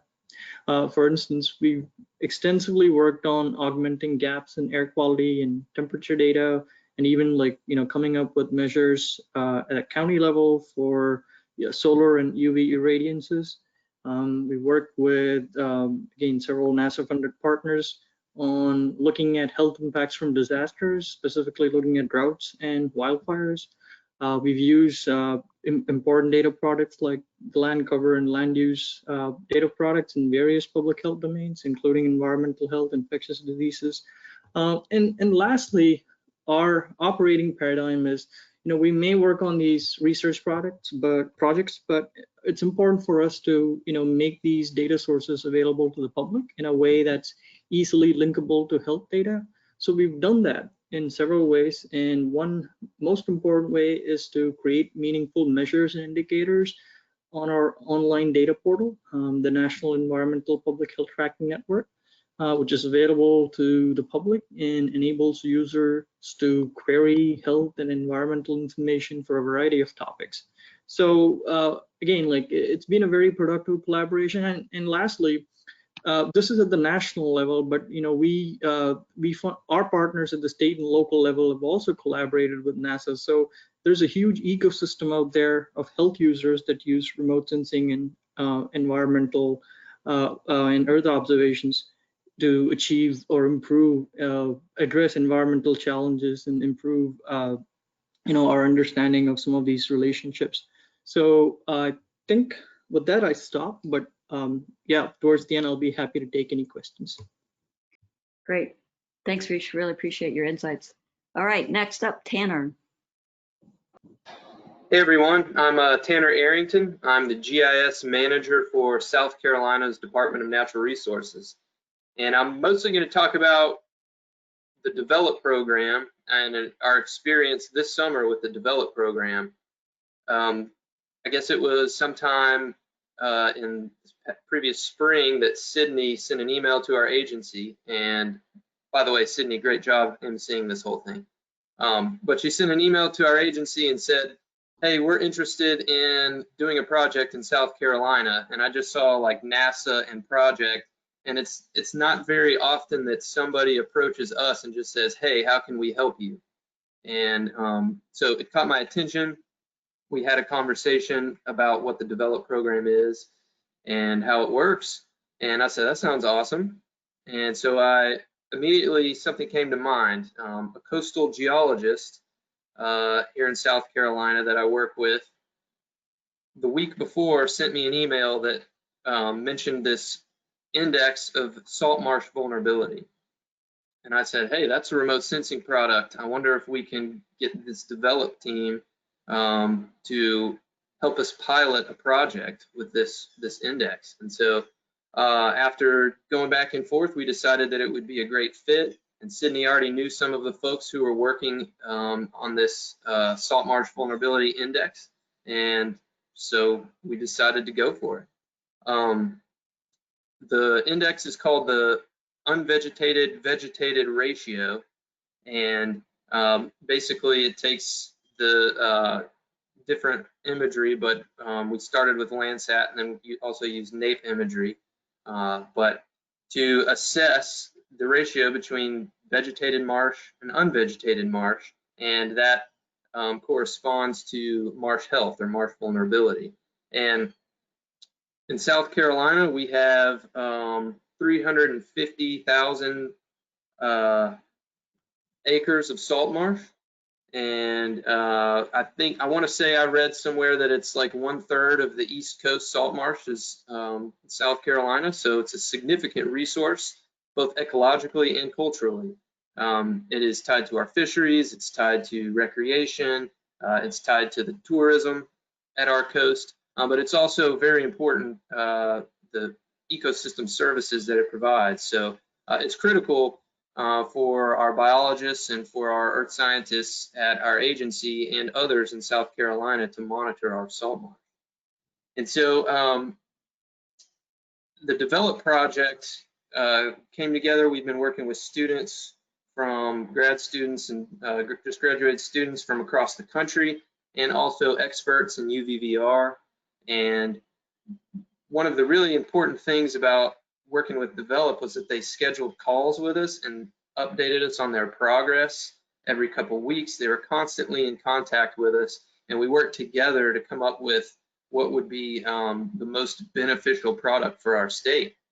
And I think something that was really cool that came from that interaction was we found out that South Carolina's salt marsh environment is a little bit different than that where this index has been used before. And so we were seeing things that didn't quite look right, and it's because there are some sparsely vegetated areas in our salt marsh that were getting classified as unvegetated, and there were some questions that we needed to answer whether or not it was really unvegetated or whether we should classify it as vegetated, just sparsely vegetated. And so in this interaction, we got to help to contribute to the knowledge base in this index. And then we also got to come up with a product that was, best for our environment. All in all, it's been a great process. Team has been working on it throughout this summer, and getting ready to see the final deliverables, which includes the code that we can run and complete this analysis in other parts of the state, and then documentation on how to continue using it. And so this is going to be super helpful for people doing research in our salt marsh, monitoring our salt marsh for all kinds of different things. The vulnerability of that marsh, these marsh environments, is tied to so many things. And so having this methodology in place for us can be, is really exciting. That's great, Tanner. Thanks, and I'm glad your experience with Develop has been great. It's nice to hear that. Lexi, how's it gone for you?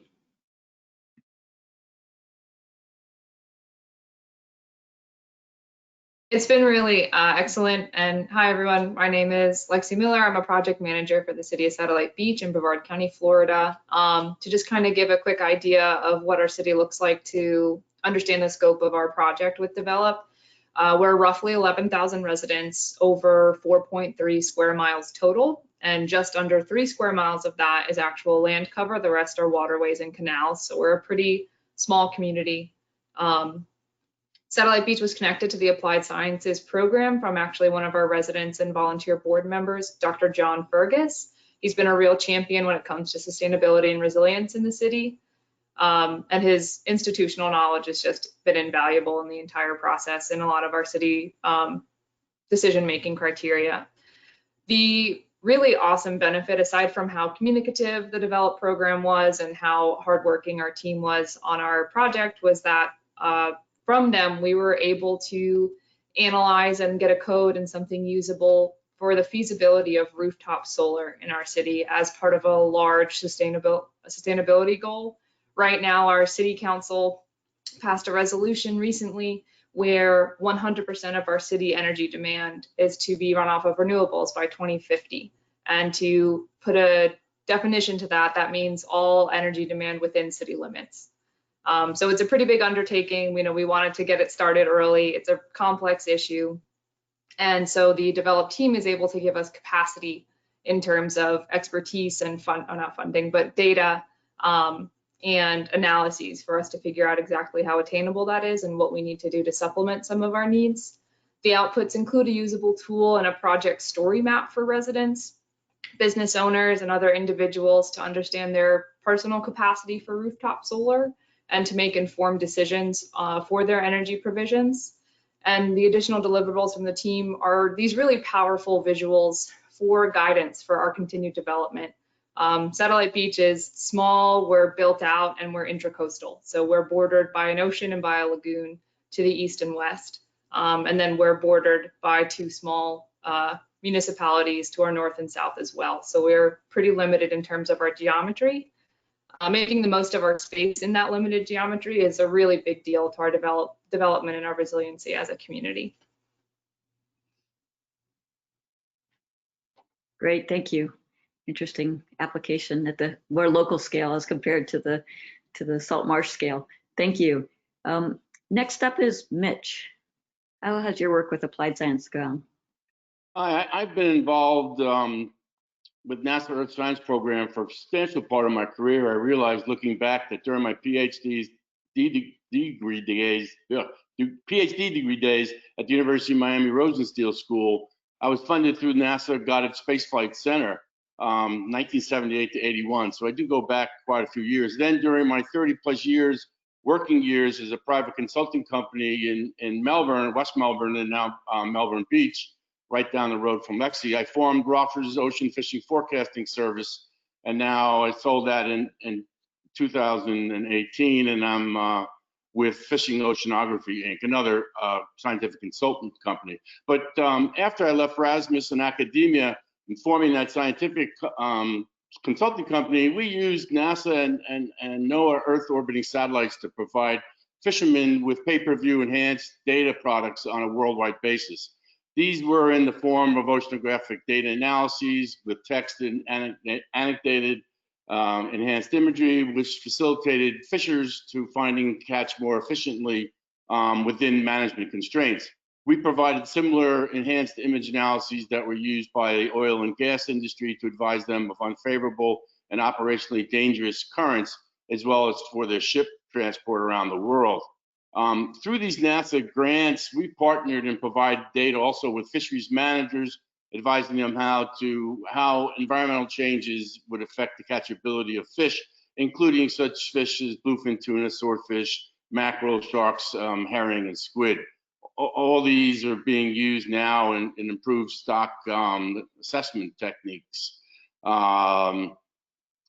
We learned, as being part of the NASA team, and we learned so much from our NASA partners, and our team developed enhanced satellite data products because we had learned so much from our partners in the biodiversity and ecosystem forecasting team, as well as the ocean color team and the sea surface temperature team. But eventually we provided such products as the ROF's oceanographic analyses for tracking oil after the BP oil spill in the Gulf of Mexico.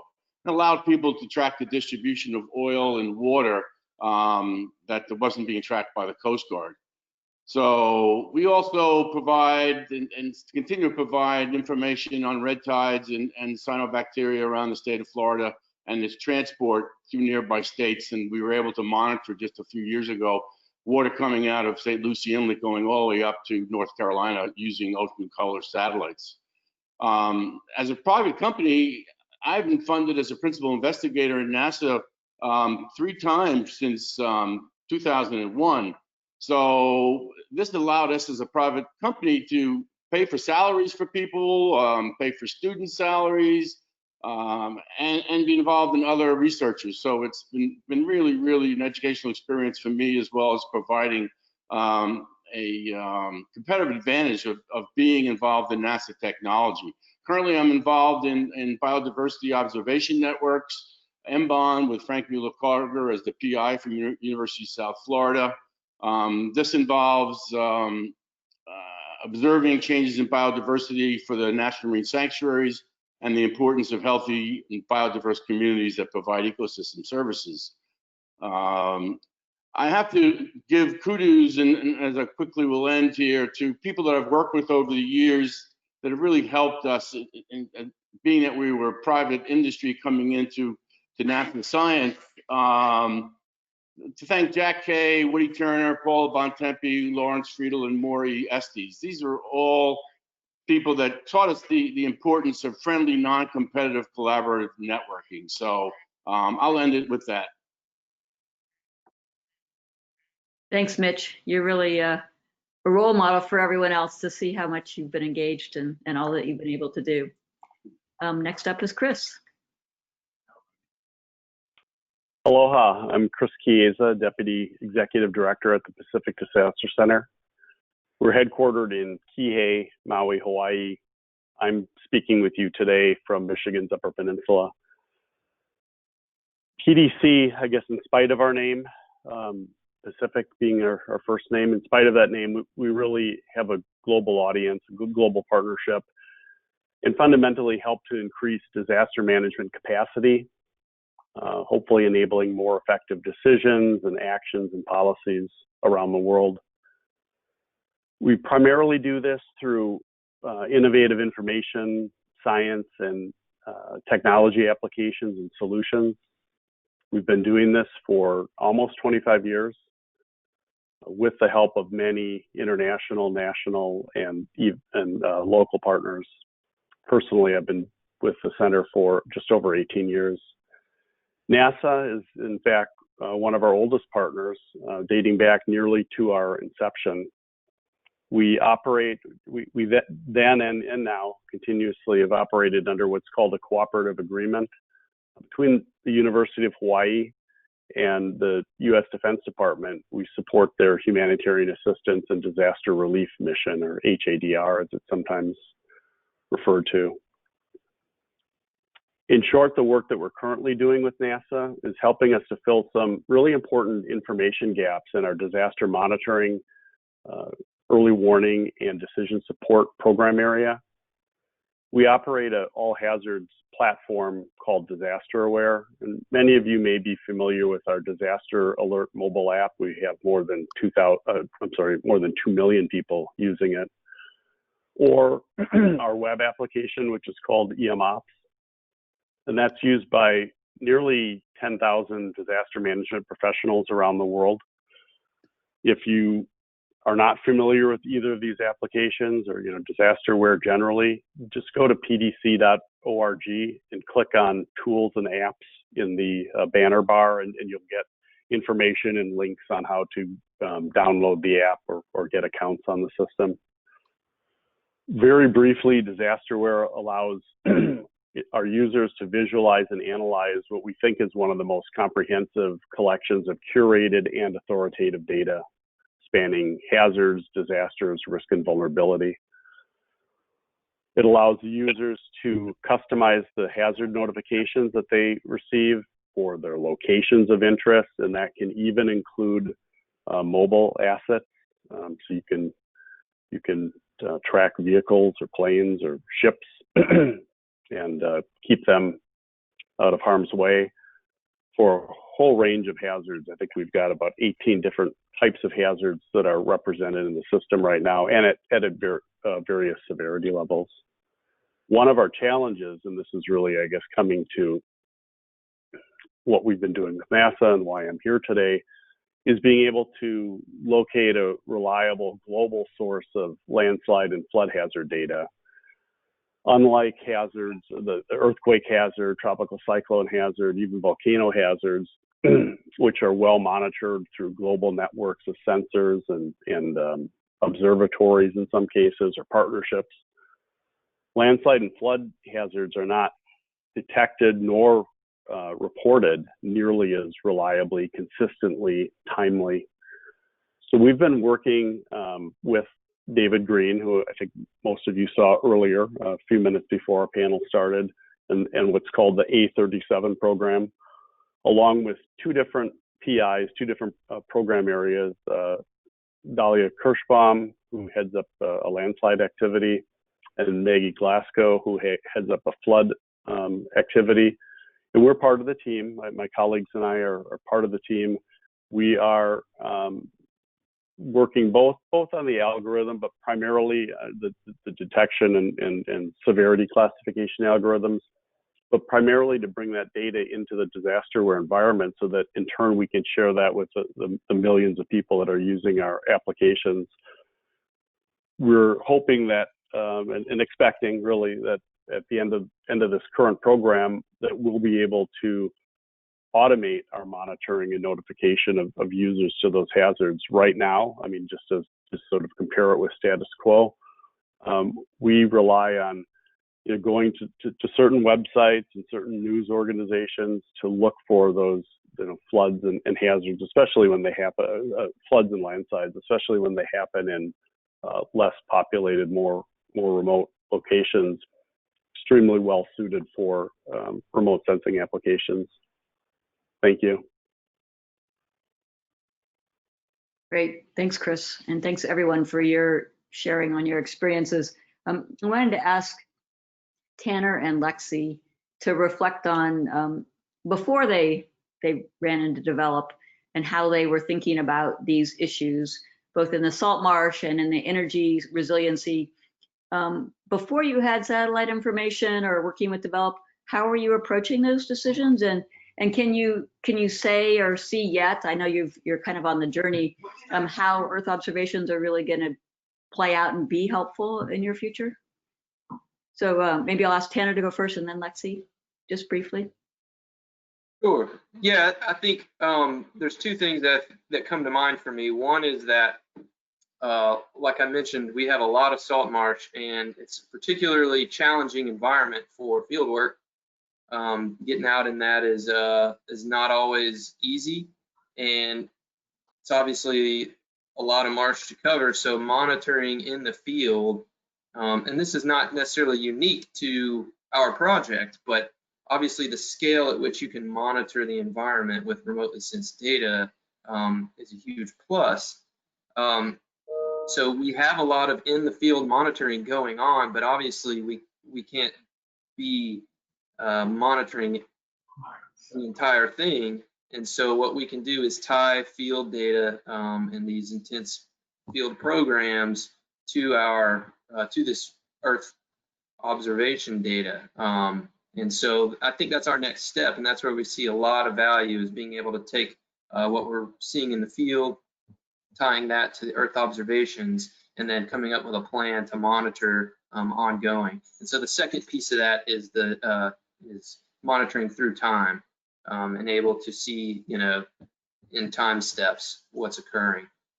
A lot of rapid changes at the coast, and so being able to understand those changes is very helpful. And so those are the two things I'd say, is the scale and the time, but then also tying it to our field data is going to be really exciting. That is exciting. That's great. Thanks. And how about you, Lexi? Well, prior to encountering the Develop project capacity, we really were we knew that we wanted to move towards incentivizing solar in our community, and we have actually about 1% of our structures in the city do have solar currently, and that's a mix of commercial, residential, and public buildings. And before that, the incentivization was really, telling people, hey, you can do a quick back of the envelope calculation and figure out if it's going to work for you. But with that, obviously, back of the envelope, there's some grains of salt that get carried with that. So we wanted to find a way to have quality assurance to some of the data and parameters that were put into it. There were some free tools available for calculating solar. Obviously, there's a ton out there.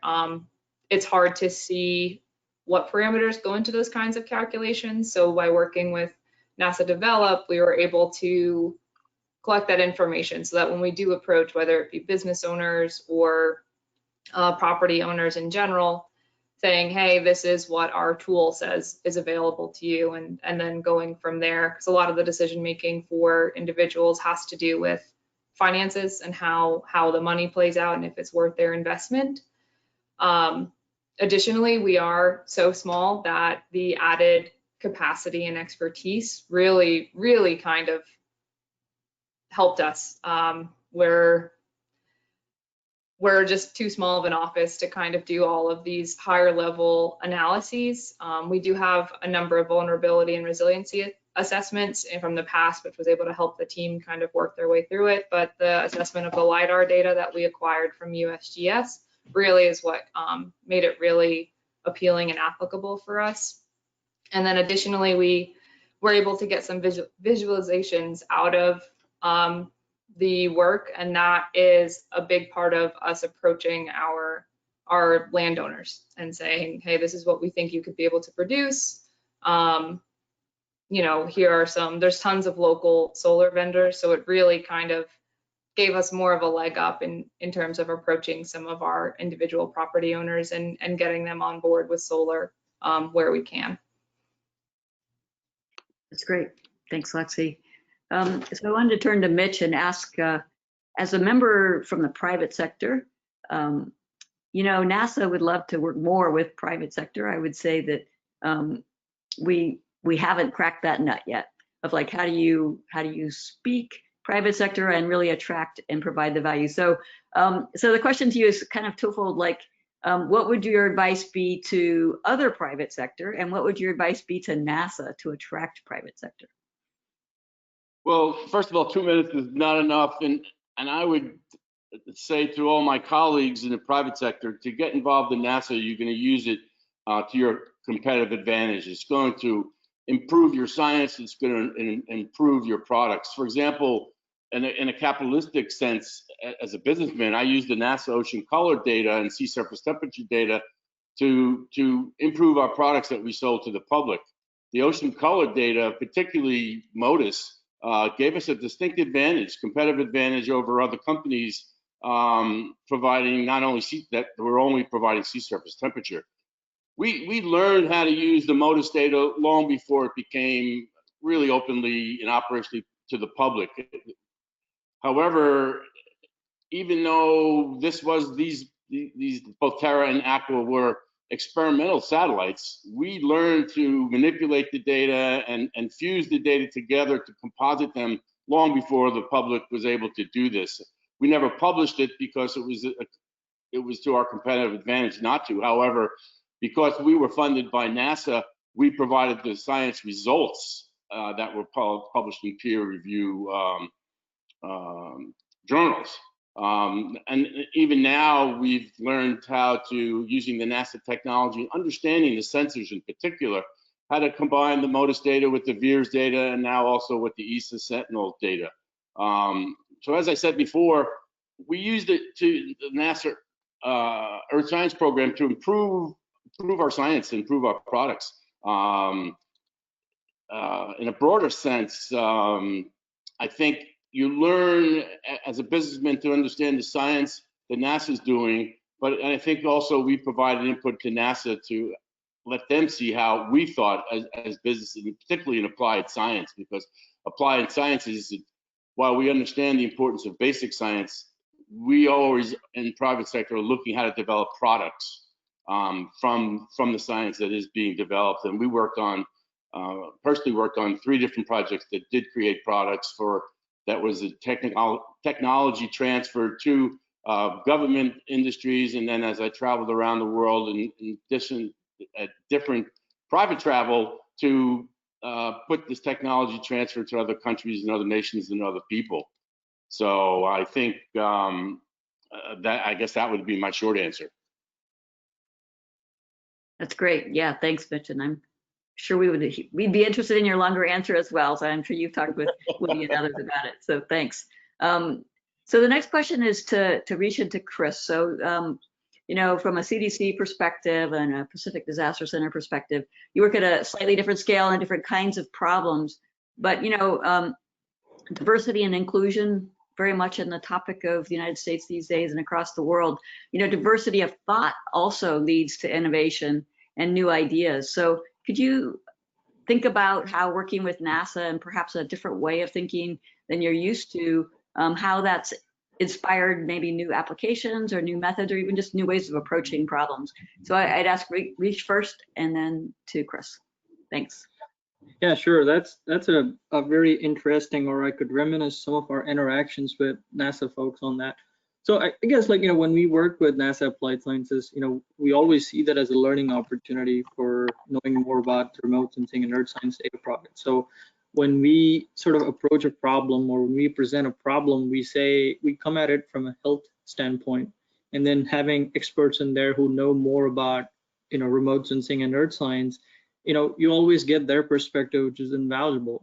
There's always this element of data discovery and brainstorming of newer methods and ideas to address public health problems. Several examples come to mind, beginning with our first collaboration in 2005, where we were presenting this problem of not having enough monitors for fine particulate matter. And suddenly somebody suggested, how about we calibrate aerosol optical depth and come up with estimates of PM 2.5. Or, more recently, when we sort of like discussed ideas for detecting fires or detecting ag burning in Kansas during their burn season, is there a way to quantify the extent of these emissions beyond like where they are located? And then somebody suggested, like, how about using fire radiative power? So again, like, it's in terms of how we advance our knowledge is basically presenting a very raw idea, and then sort of given the expertise in the room or in the meeting, they propose different ways or recommend different products, and then we become aware of those things, and then we translate that to others that we work with. So it's kind of like there's a process flow of acquiring knowledge at various levels, and and iteratively we've improved in terms of our understanding of remote sensing. So which I think is an interesting thought process, because you start with a baseline knowledge, and then somebody improves that, and then it's iteratively increased. And at this point, there's still a lot more to learn, but at least, like, we in public health have started using remote sensing and earth science data products, which I think is extremely exciting. Yeah, thanks, Rish. How about for you, Chris? Thanks, Nancy. Of course, we've been using Earth observation, primarily remote sensing data, for the past 25 years at PDC to help assess damage from large disasters, and even to monitor recovery in some cases. We know the pre-event data helps us understand what's there and how much of it and what type, and the post-event tells us how much is not there or been damaged and to what extent. And we use that to estimate both really the financial and human costs of disasters. I think really what your question is asking is what have we gained in addition to how we use that? What have we gained in our partnerships with NASA? I think I explained before, kind of on a tactical level, or even maybe strategic, filling some important data gaps. But I think what we've gotten out of this most recent set of engagements, and really the partners that NASA itself, but the partners that are part of that team. So it's really a broad collection of almost like on our panel today, we have representatives from universities, from the private sector, from government agencies. We've been using, as I mentioned, satellite data for the types of things one might expect. A big program area at PDC is actually in risk and vulnerability assessment. And so we come up with methods and apply those methods to estimate the exposure that people and facilities have to hazards, and hopefully then are able to give them some guidance on what kind of preventative actions to take to minimize damage before the disaster strikes, long before the disaster strikes, hopefully. On this recent activity on our A37 projects, we hosted a meeting really right before COVID. It was probably one of the last travels that many folks took, and we were after we spent some time getting updated on the various projects that we were working on. I brought some of my other colleagues into the room, and we broadened the topic that folks were there for a couple of days. We started sharing with them the work that we were doing, and how we have a pretty good handle on socioeconomic indicators as part of our risk and vulnerability, our RVA activity. but some of the partners in the room were sharing how we could be leveraging some of the work they were doing to expand in the environmental indicators. And so we've very briefly started that conversation. We hope we find the venue and the time, and now that we're able to maybe take a little deeper breath after all the work we've been doing and our partners have been doing on COVID, but really how we can start folding that work in to expand our risk and vulnerability assessment, extend that really, I guess, expand it or extend it into environmental areas as well as the human dimensions that we're already doing. So just a different collection of people, different way of doing things, and seeing something and having the light go off saying, hey, I think I can leverage that for our mission and for our partners and those we serve. Thank you. Great. Thank you. Yeah, I think that as you work with different partners and at different scales, just it's great to see the multifaceted and the multi-scalar aspect of the way that these things go together. And certainly dealing with the vulnerability is really important in becoming more resilient. So thank you so much, everyone. I'm recognizing we have just under 10 minutes to close out this first day of the Applied Sciences Week.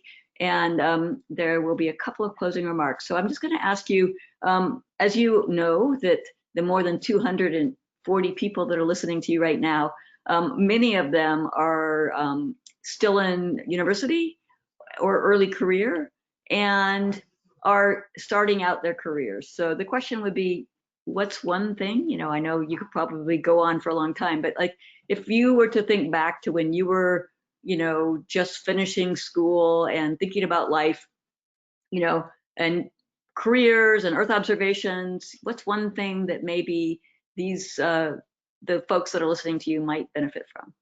So I'm going to start with Lexi. So a bit ironically, I'm also just about 1 year into my career out of graduation.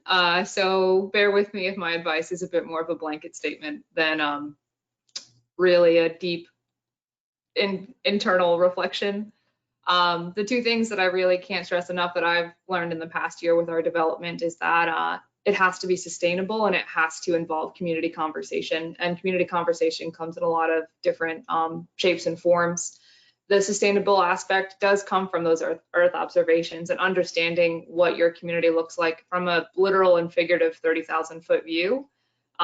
Remote sensing, the Earth observations, and the consequential analyses of this kind of data allow us to really put into perspective via visualizations to the people that we serve, our residents in our community, why we're working on certain projects and why we make the decisions that we do in a public space. So for me, the thing that's been really helpful as I, left academia and went to my, short experience in the professional world now is the thinking globally and acting locally mantra that a lot of us see kind of all over the place through Earth observations, understanding globally what we need to do, and then making those decisions locally. That's great, Lexi. Thank you. That's great advice. All right, Chris. Well, it's really an exciting time, I think, to be involved in fields that use Earth observation data, do sensors, satellite platforms, networks, big data, artificial intelligence initiatives. So there's just a lot going on. I don't want to date myself too much, but I'll just say that my first computer programming assignment used Fortran on punch cards, and my first remote sensing project used Landsat MSS data on these big 9-track tapes that I think took 2 or 3 tapes to store the scene. So been doing this for a while. A lot of what's available now, of course, didn't exist then. The constant in it, I think, is really to get involved, look for opportunities and to get involved in projects that involve a lot of different stakeholders. And I think maybe touches on what Lexi was, it engages the community, looks at the science part of it, looks at the sustainability or business side of it, looks at the end user perspective of it, and learn from that. You can then apply what you're learning and what others you've learned yourself and others, and learn what others are doing to get exposed to, especially starting off, a pretty broad slice of technology, science, data applications business areas. Natural, at some point you do tend to gravitate toward areas that excite you more, interest you more. That's natural, but start off broad, good foundation, and keep learning. You know, there's lots of new things. Don't ever close yourself off. Stay engaged, keep learning. Thanks. Thanks, Chris. Great advice. I'm learning today, so I think I'm keep learning. Rish, your turn. Sure. I mean, I agree with everything that's been said. And from a public health standpoint, you know, I greatly benefited from participating in various communities of practice, you know, that promote the use of remote sensing data and, you know, and Earth observations in from a health standpoint. So, for example, the group on Earth observations, you know, health community of practice is a great way to start. Like they expose, you know, people to different topics, different projects. So that's one way to get acquainted with various, you know, uses of remote sensing data. And I think, you know, another, if I may add another one, would be to like engage with the RSET training classes because they're very structured and they're very informative. So, you know, over the years, I've attended several training classes and I've learned a lot. So those actually come to mind. And I know, like, you know, there's obviously, you know, there is a session on accessing the data, like using the DAX. So that's, you know, maybe once you get familiar with some of the data sources, you know, that's another way to think about getting information is how do you access all these data products. So that would be it. Great. Thanks, Rish. Tanner. Yeah, I was thinking that, you know, the reason our project was able to get started was because a geologist read some research that was came out of remote sensing, but it was applied to her field. And so from my position, I'm in a support role where I support all of these geospatial users in our agency. And so if you end up in a position like me where you're supporting a lot of different folks, encourage them to look into the research and to look for methods and applications for remote sensing in their field. I think a lot of times, I mean, even for like a GIS person, but even for people who are not geospatial folks, they see something about remote sensing and it might seem intimidating, or it might seem like we don't have the resources to do this. So I think reaching out and working with the people that your users and encouraging them to bring these types of things to you, because I think the resources are more accessible and the data are more accessible now than they have been ever before. And then the follow-up to that is, if you find a project that somebody wants to do, there are people who are interested and willing to help you. So find those contacts, make the contacts. People want to see advances and see their methods or their products or their tools being used. And so reach out to those people and make the contacts. That ends up going a long way, and you can overcome a lot of challenges by reaching out to folks who know what they're doing. Thank you, Tanner. Yep, I think everybody likes to help, right? Make a difference. So, all right, Mitch, close us out. So I think for students, the remote sensing and Earth observations will literally bring the world to you in ways that you really can't imagine before getting involved in this discipline. You will see things that few people will get a chance to see, and then from your personal insight, be able to even see things that other people can't see. So I think you have the whole world ahead of you, and now that we're going to outer space, even more observations. And if you can make the connection between what's happening in outer space and Earth, bless you. You will make observations that are critical for understanding that the Earth is a dynamic place. Too many people think it's a static postcard, it's a single shot. It's changing all the time. Every image we get, we see a change most of the cases. And also remind behind each image is a data set that will challenge you to become a better scientist and a better person, because it will make you network with people to improve your understanding of the Earth and how it works. And I remind you, as closing, to partner with people who you're creating products for. not just we will build it, they will come concept. That's gone. And you shouldn't even think that way. Partner, have a real partnership with people who you're creating these products for, because it will pay in the long run. They will continue using these products after you're gone. For the younger audience that really hasn't gotten involved, get into schools and programs where the professors are actively using the data and funded to do so. Find a program that hires students. NASA has student investigator programs that will help fund you if the professor cannot.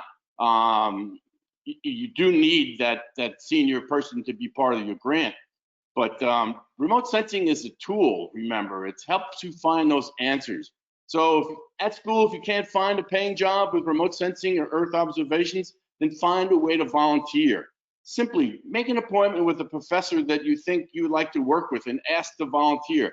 This will get you into the lab. This will get you access to the data and learn from there. And from there on, you can develop into a career and enjoy life better. Thanks. Great, thanks, Mitch. And thanks to all the panels. It's so great to hear from the users and hear all your different perspectives in the way that you've used Earth observations. Thank you for making the time and for joining us. Back to Sydney. Yes, thank you so much to all our panelists. Thank you, Nancy, for moderating. And as we reach the end of today's plenary, I encourage you to join our presentations throughout the week to learn more about the applications of NASA Earth science. We'll take a short break today, and at 2:15 p.m. Eastern Time, we welcome you to join us for the kickoff to our volunteer mapathon event, which will run throughout the week. You can find out more information about that on the event website.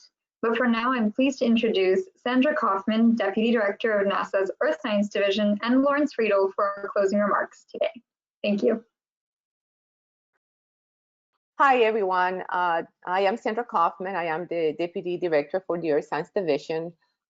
First, I wanted to say that without the commitment from many people, we would not be able to do what we do and produce the amazing data that we produce, and of course do the applications and put the data in the hands of the folks that we do and all of the work that we do.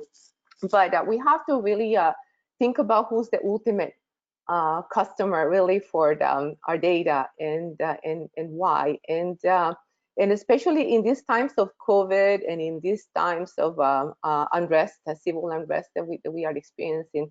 The ultimate customer is the people out there, and some of the communities that are being disproportionately being impacted by some of the things that we can observe from a space.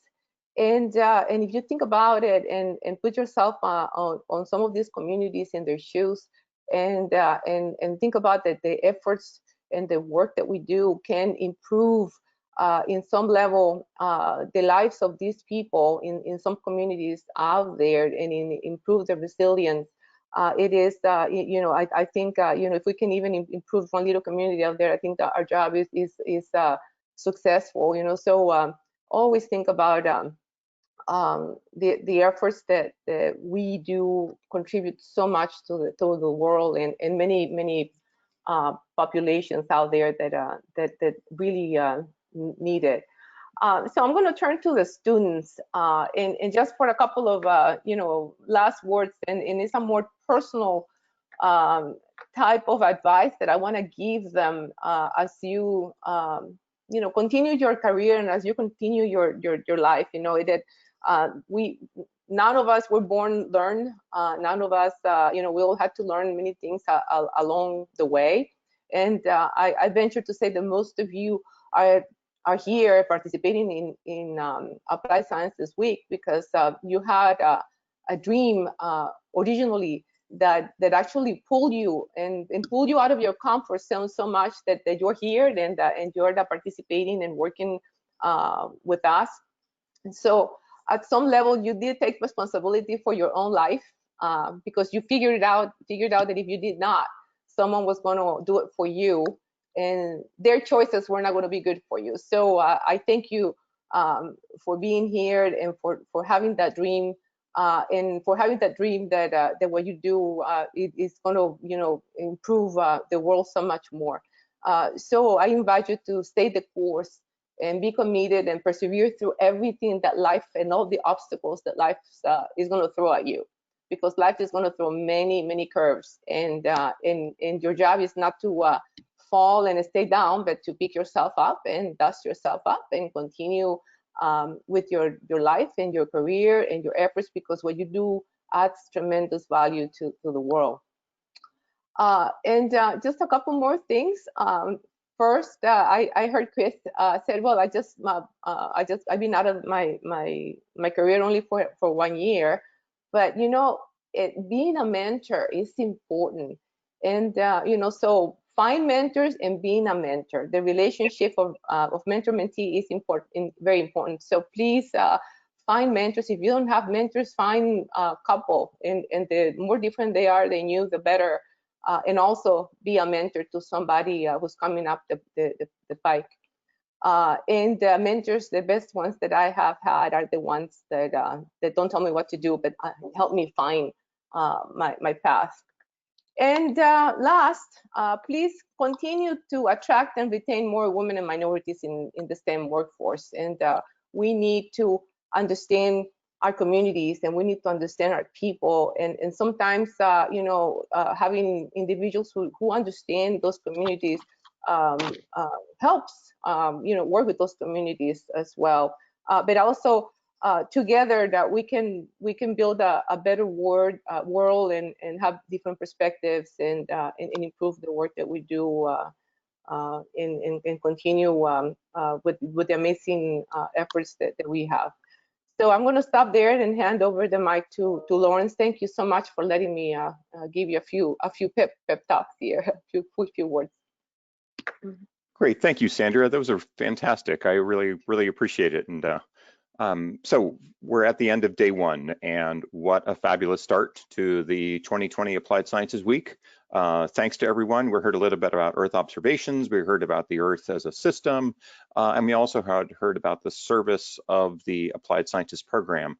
And I think from the examples we saw today, I think we're truly making space for Earth. And so just a little bit of recap for the day. The number of attendees at our peak, we had 307. We had 10 talks and more than 20 examples, and then that panel with the five partners was absolutely fantastic.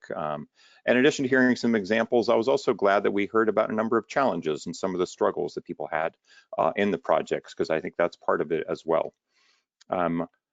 Erica, Munshi, really sorry that we weren't able to hear from you directly. I'm glad we heard about your project. Erica, maybe we can find another time that we can get you in to hear from you. And to people in Ellicott City, we really, our thoughts are with you this week. I know the heavy rains are going to be coming your way. So anyway, hopefully things will hold this year. I do want to remind you that Sydney's mentioned that the Mapathon starts in about 7 minutes or so, and this runs through 5 p.m. on Thursday, 5 p.m. Eastern, which is 2100 UTC. Let's look ahead briefly to tomorrow. So this is going to be day 2. The focus is going to be on projects with related to the Western United States as well as the Americas. We have 11 talks, including 4 of them focused on developed projects. We're going to hear from an institution in Central America that NASA's been working with, as well as the Severe Amazonia Hub. And we're also going to hear from our Valuables Project and Consortium, which is doing an economic analyses of some of the projects. We start tomorrow at 12 noon Eastern time, which is 1600 UTC. And also starting tomorrow, we're going to be having you all, you started to see some of the polling. One of the things we want to be doing is asking you all to sort of help identify which of these projects you're hearing about would you like us to be featuring a bit more in our communications. And so we have a communications team. We're always looking for good projects, and we want to hear from you all to help us understand which ones we might want to bump up to the top of the list that we can be doing this month. So we're going to get you all involved in helping us identify some of the communication priorities. In closing out, I just want to give a really big thanks to all the speakers, and thanks to the partners, obviously for your words itself, but really for the collaboration that you've had with us over many, many years. We've learned a lot from you. You've helped us helped us become a better program and helping us learn how we can help everyone apply Earth observations. And really, to all our partners, thanks for what you all are doing to really use Earth observations to make life better here on Earth. And then I also wanted to give a nice shout out to the organizers of the team of this Applied Sciences Week. So I know Emily at the beginning sort of mentioned them by name. I just want to say thanks to all of those organizers. And we're wrapping up day one, but the organizers and I, we're going to be getting ready to go to the Mapathon, as well as starting up day two and getting ready for day two. And so thank you very much to everyone for joining. Hope you have a great day or a great evening, wherever you may be, and see you on day two. And so that's a wrap. Have a great evening, everyone. Bye.